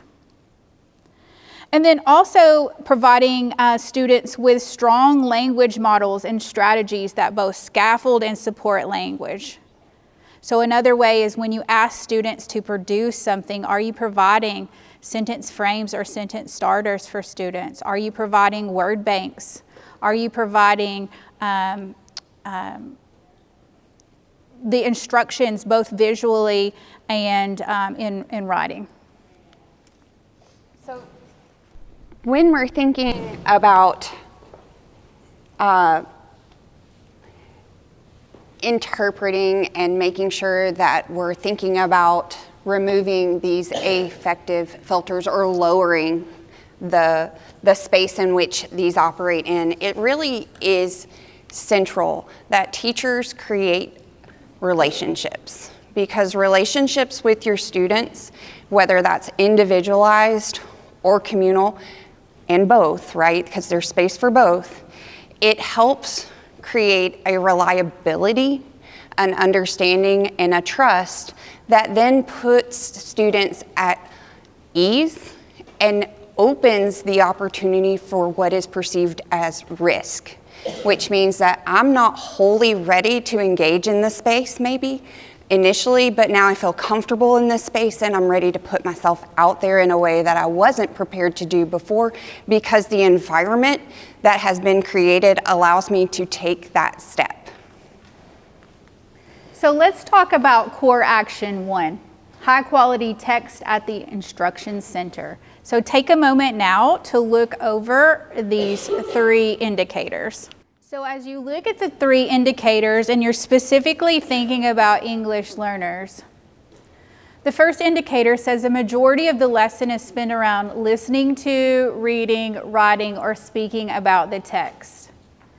And so it's so important that English learners have the same exposure to multiple reads of a text with a different purpose set for each read.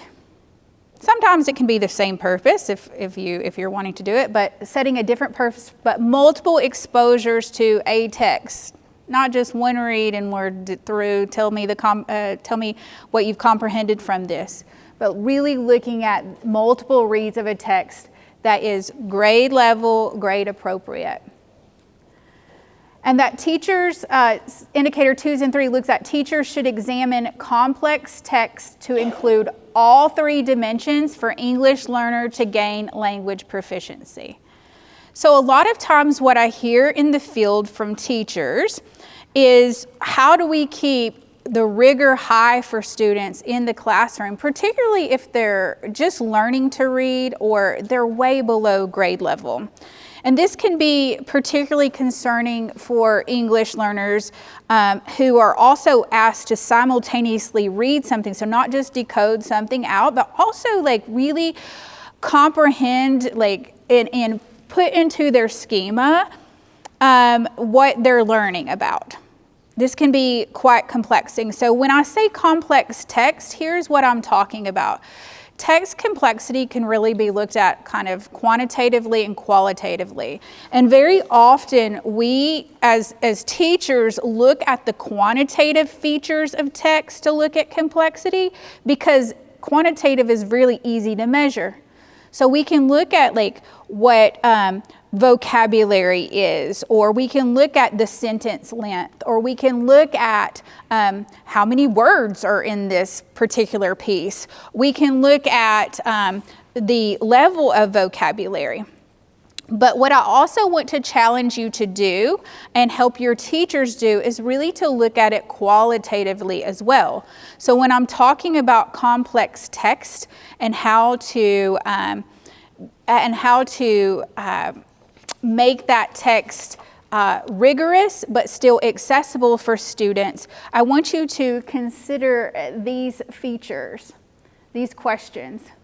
Read the text and set the purpose, and then determine what dimension makes the text difficult for your student. So really asking, how can I make this text more accessible for the student? What language is going to be difficult for my student?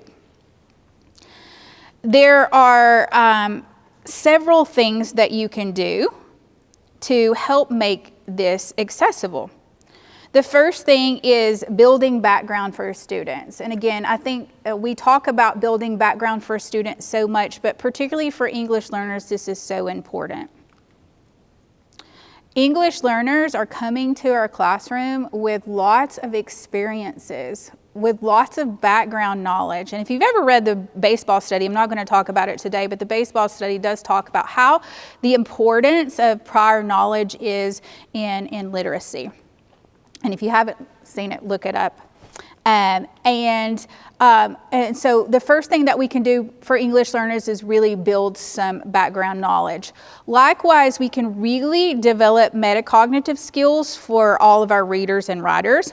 So really taking the time for all of our students, but particularly English learners, to talk about and model what good readers and writers do in our classroom. For example, you might say something like, when we read, good readers visualize.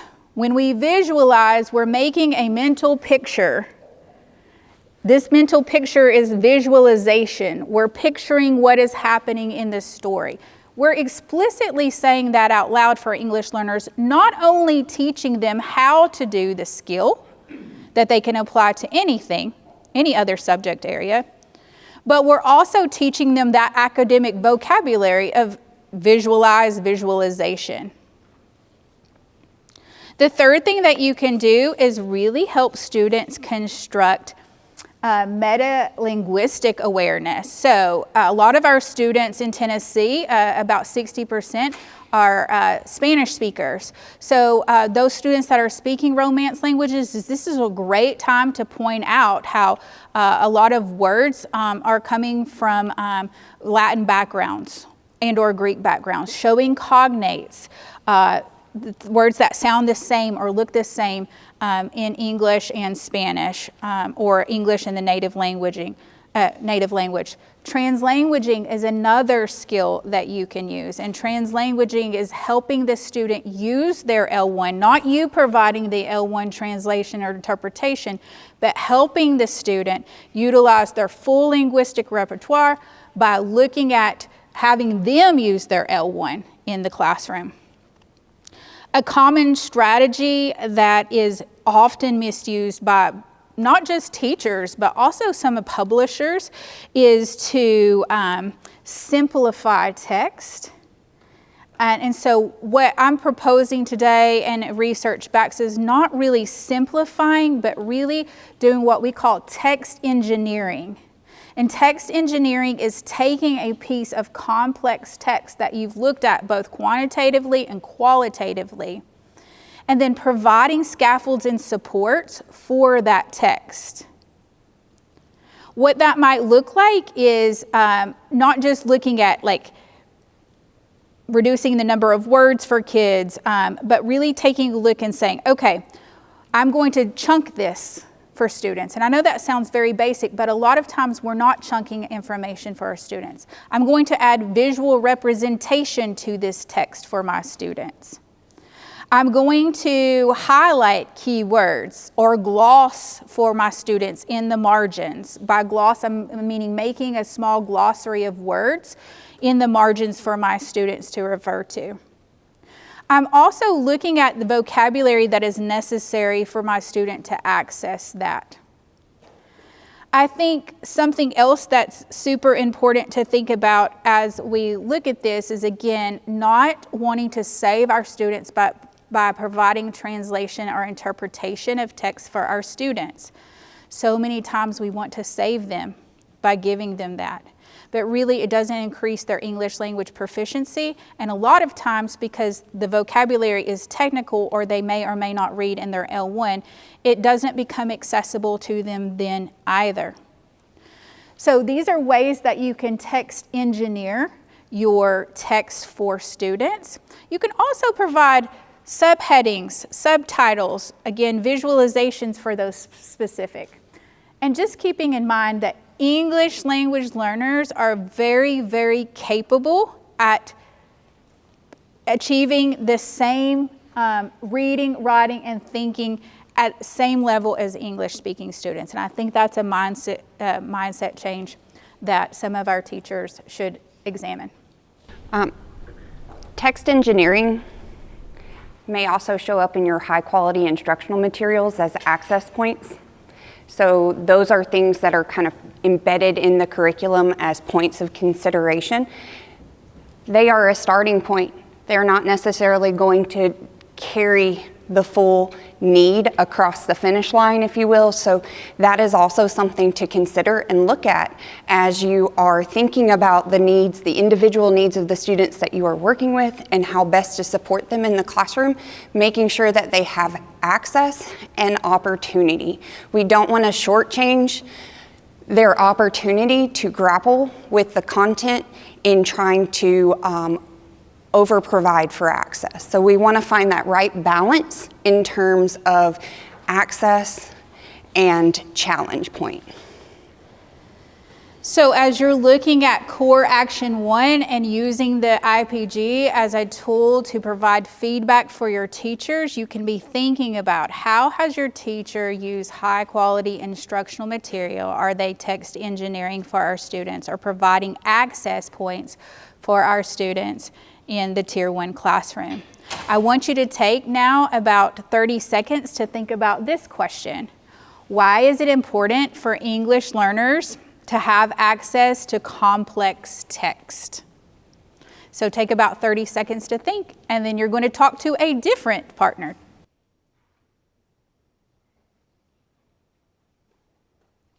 And if you will turn to the partner either behind you or in front of you to discuss this question. It is really good.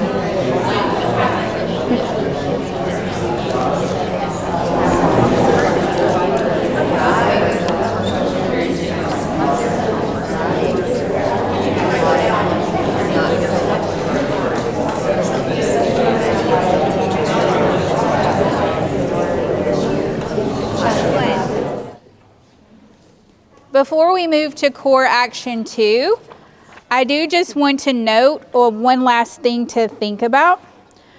We did say that our English learners are very capable of reading, writing, and thinking at high levels, but English learners must also have the opportunity to meaningfully participate in instruction. Lau versus Nichols says that students must have opportunity to meaningfully participate in instruction. So what does that look like as we start looking at complex text? It's a piece of text that we can actually get into. And we'll move to core action 2, which talks about the effective use of questions and tasks. So how do we meaningfully interact with it? Well, that's through our questions and tasks. So the first indicator talks about questions and tasks that address the text by attending to its qualitative features like meaning, purpose, language structures, and knowledge demands. So as we think about the demands for our students, we are brought back to the idea that these questions and tasks have to collect evidence from the text and then to take it and put it back out.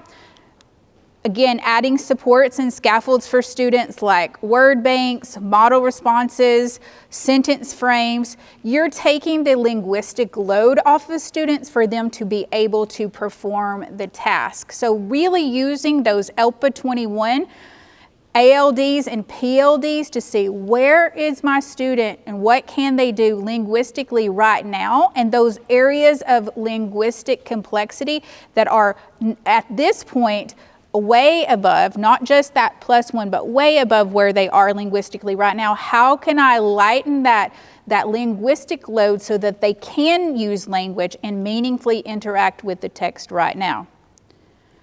The second one, those questions and tasks require students, again, to use evidence from the text to demonstrate understanding, and we're looking at through written or expression for students.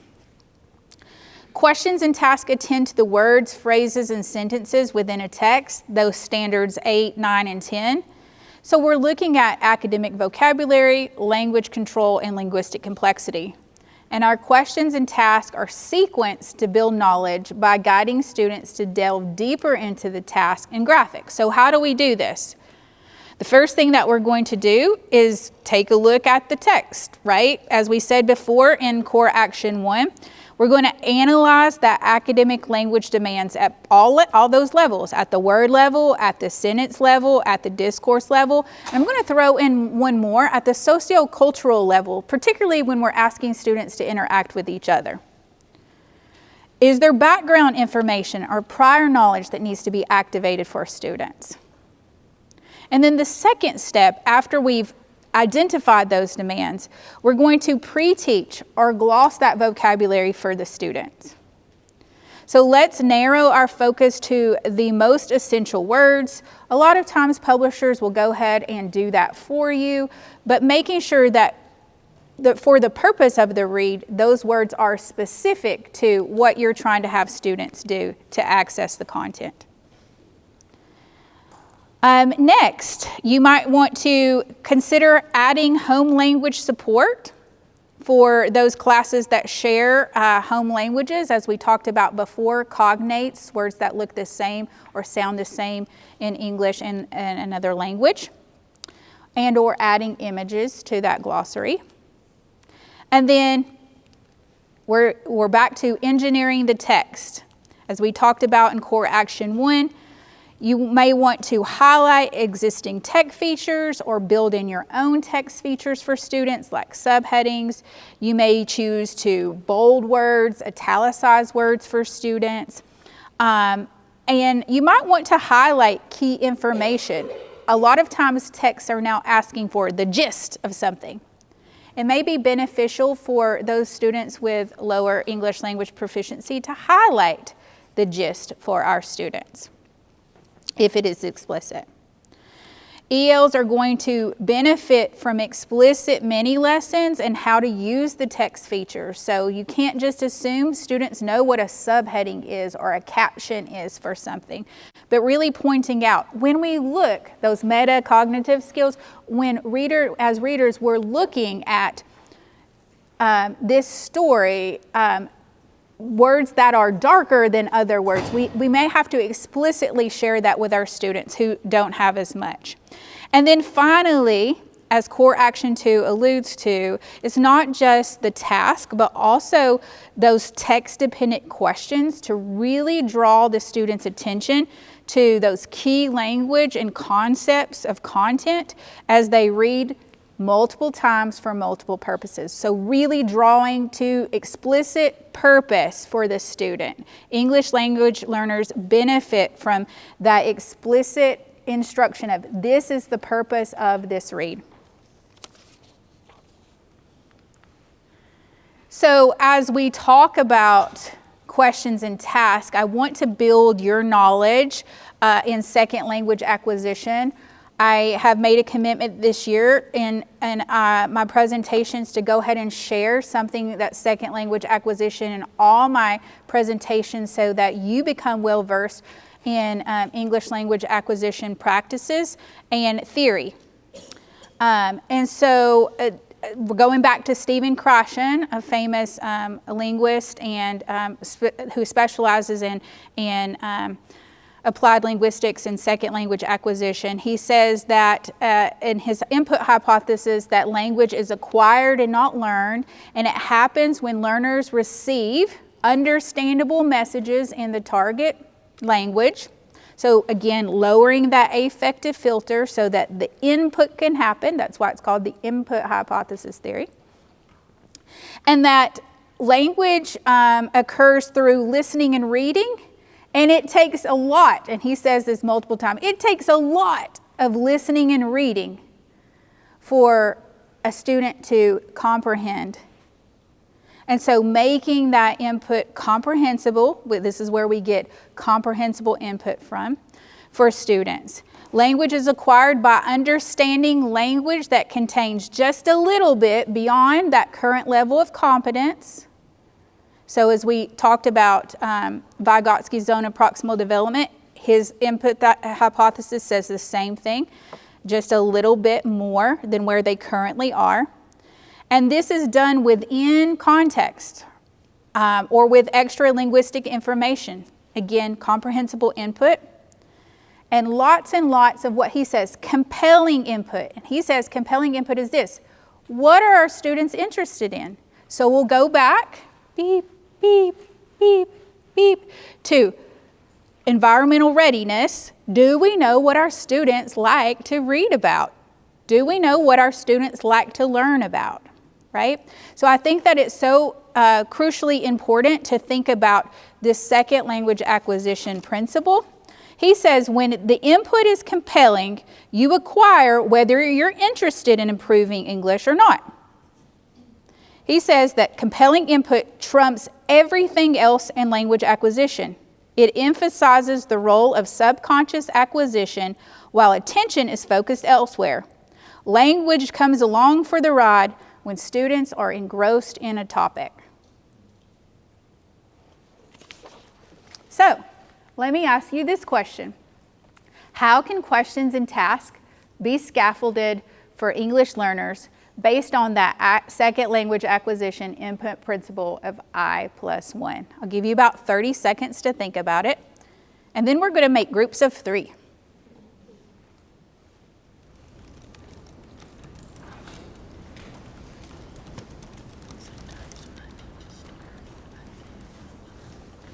We know not to simplify them, but Than they would be if they were with another group of newcomers. So it's like getting them that academic language piece, like their social language.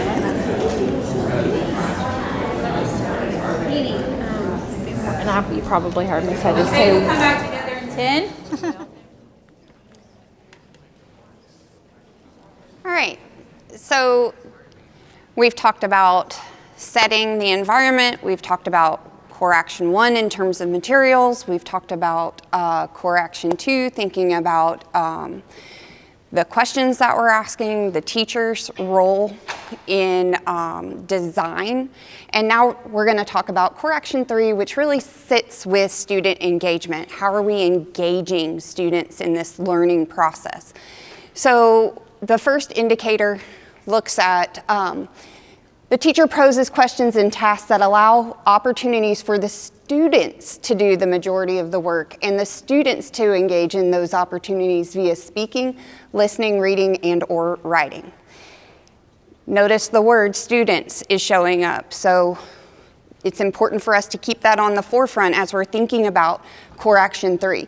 The teacher expects evidence and precision from students and probes students' answers accordingly, and students provide text evidence to support their ideas and display precision in their oral and written responses. So we're not just asking for a response, we're asking for evidence, and for the students to support that evidence with their own thinking. The teacher cultivates reasoning and meaning making by allowing students to productively struggle, and students persevere through difficulty. We're going to come back to this because this is one of the most difficult spaces for educators because of a variety of reasons. The teacher creates conditions for student conversations where students are encouraged to talk and ask questions about each other's thinking. And students engage in those opportunities in order to clarify or improve their understanding. The teacher deliberately checks for understanding throughout the lesson and adapts the lesson according to student understanding, and students refine their written and or oral responses if appropriate. There's a lot happening in this and a lot to unpack when we're thinking about core action 3 and what that looks like in practice. And then when we apply this understanding for English learners, what does this look like? So in the space of posing questions and allowing opportunities for students to do the majority of the work, we want to be sure that our English learners are carrying the cognitive lift while the teacher facilitates. So we're not going to shortchange the process of expecting a higher level of performance in that instructional space.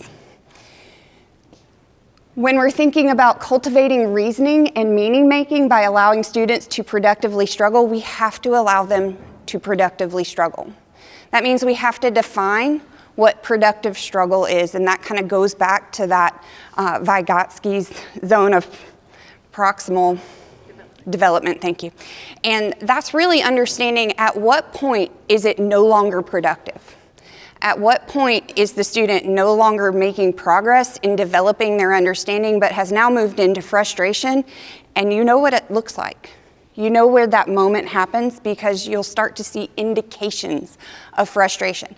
Students who are not familiar with productive struggle will immediately go to what real struggle looks like because they don't know how to struggle.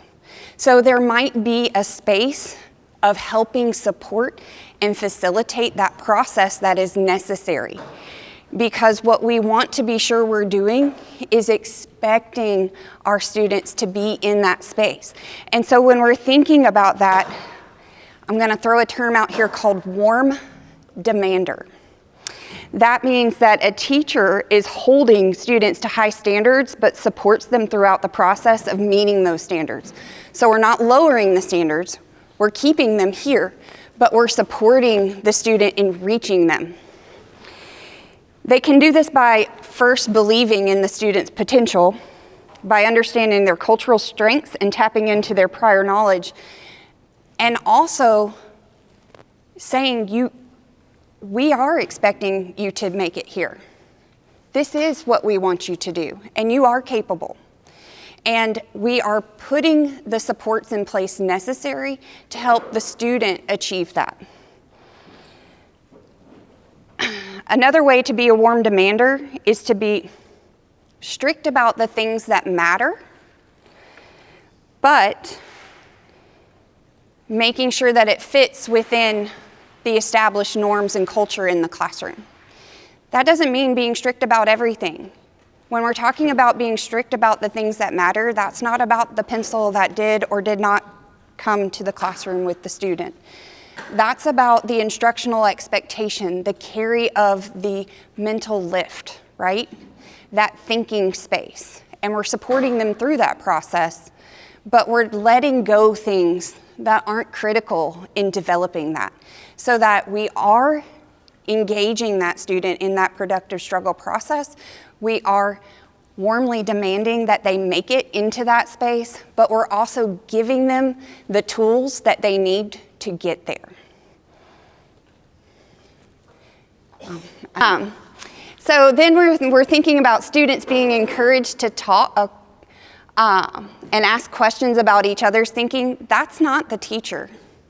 That's in conversations that are happening, that are put in place by the instruction that's happening in the classroom, but that's an engagement opportunity amongst students. So that means that your environment has to be right to allow for those conversations to happen, which allows that student to drop that effective filter so that they can engage, that they are willing to speak in a space that may not be wholly comfortable, but they're going to take that opportunity and participate, because that's what we want. And then, of course, the teacher deliberately checks for understanding. How do we know? How do we know if our students are making it to the space that we want them to be in? That's through strategic questions, clarifying, and/or reteaching. But nothing in there says that we're lowering the expectation. We're keeping the expectation high and bringing the tools in place to help the student get there. So what does it look like for English learners to own participation and thinking in a lesson?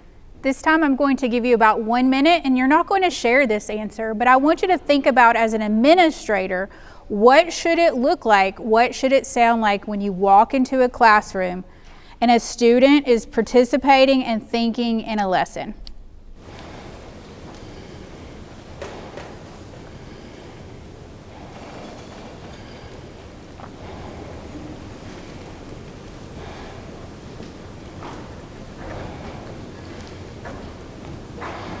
As you reflect on that and think about what you would like to see as you see core action 1, 2, and especially 3, demonstrating that student learning is happening in the classroom, I want to give you just a few tips for using the IPG with a focus on English learners. So the first thing that I'm going to say is, as an administrator, you should understand, be familiar with Tennessee ELD standards. If you don't know where you can find that, ELPA21.org has them in a neat little a place, or feel free to email me and I will send you a copy. Familiarize yourself with the Tennessee academic content standards. So I hope that you are seeing some correlation about how ELD standards can coexist with the academic content standards. If you're evaluating a text and or you're training or coaching a teacher, every teacher should read the text before we teach it. Now, as an administrator, you're not going to have the time to do that, but I'm going to encourage you to explicitly say, please make sure you read and know and comprehend the text before we give it to someone else to do that.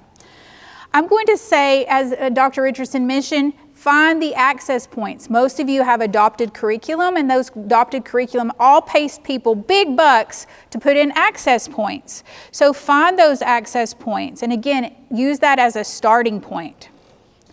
Consider, as you're being the observer, consider capturing the notes about the lesson structure or what you're seeing before, and then completing the tool or using the IPG after. That's going to give you some time to kind of reflect on what you actually saw. And then if you didn't see something that you would like to know about, you can ask the teacher to share any kind of intended focus before the observation, after the observation, or even during feedback. Again, if there's something that you didn't see, feel free to say, as part of that IPG, that wasn't applicable to this lesson, or I didn't observe that category. It's okay to leave that section blank.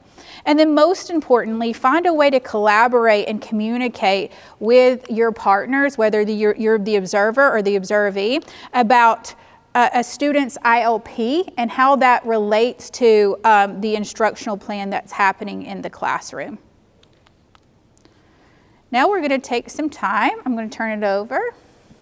So what questions do you all have? Right, here we go. We'll have her first, and then here second.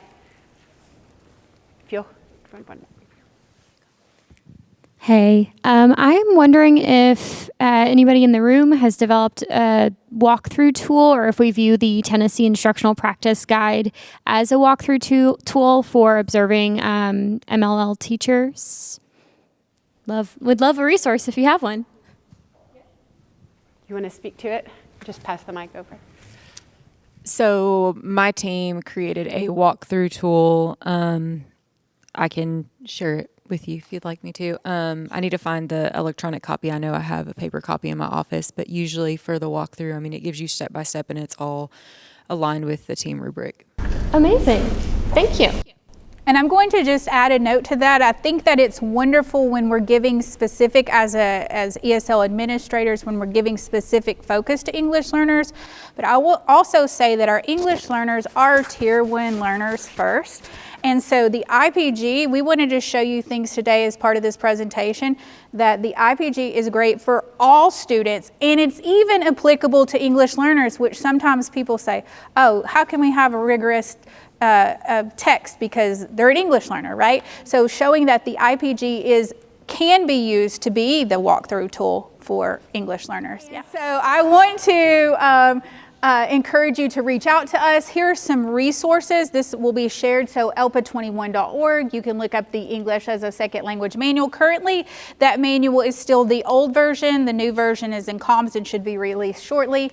The ePlan, TDOE resources, your Tennessee Assessment Logistics Live Binder that Joanne mentioned earlier, Tennessee Pulse. In Tennessee Pulse, there's some reference material. And then, as Joanne talked about earlier, Tennessee Rules, Policy, and Guidance. And if you still didn't get your question answered from all of those resources, here is some contact information. Again, I'm the Senior Coordinator of English Learners. I answer questions about programming. We have Dr. Hannah Gribble. She's the Title III Immigrant Educational Program Grant Manager. She's more federal programs oversight and monitoring, those kind of questions. If it has to do with compliance, that's going to be Hannah. Joanne is our Senior Director of Student Supports, and she is the supervisor of both myself and Dr. Richardson and Dr. Dainty and Carrie Wright, as she introduced earlier, all of those folks. And Nancy Williams is our Special Populations Coordinator, all questions relating to assessment. And then again, I want to thank Dr. Haley Richardson for joining us today. She's the Director of Interventions and can answer questions about interventions for you. We would love your feedback as well, and I will also be sharing this with Dr. Clark. You can do it anonymously, but the presentation is supporting administrators in ELPA21, and this QR code will take you there if you have questions you don't want to speak out to the group. Thank you, Dr. Clark.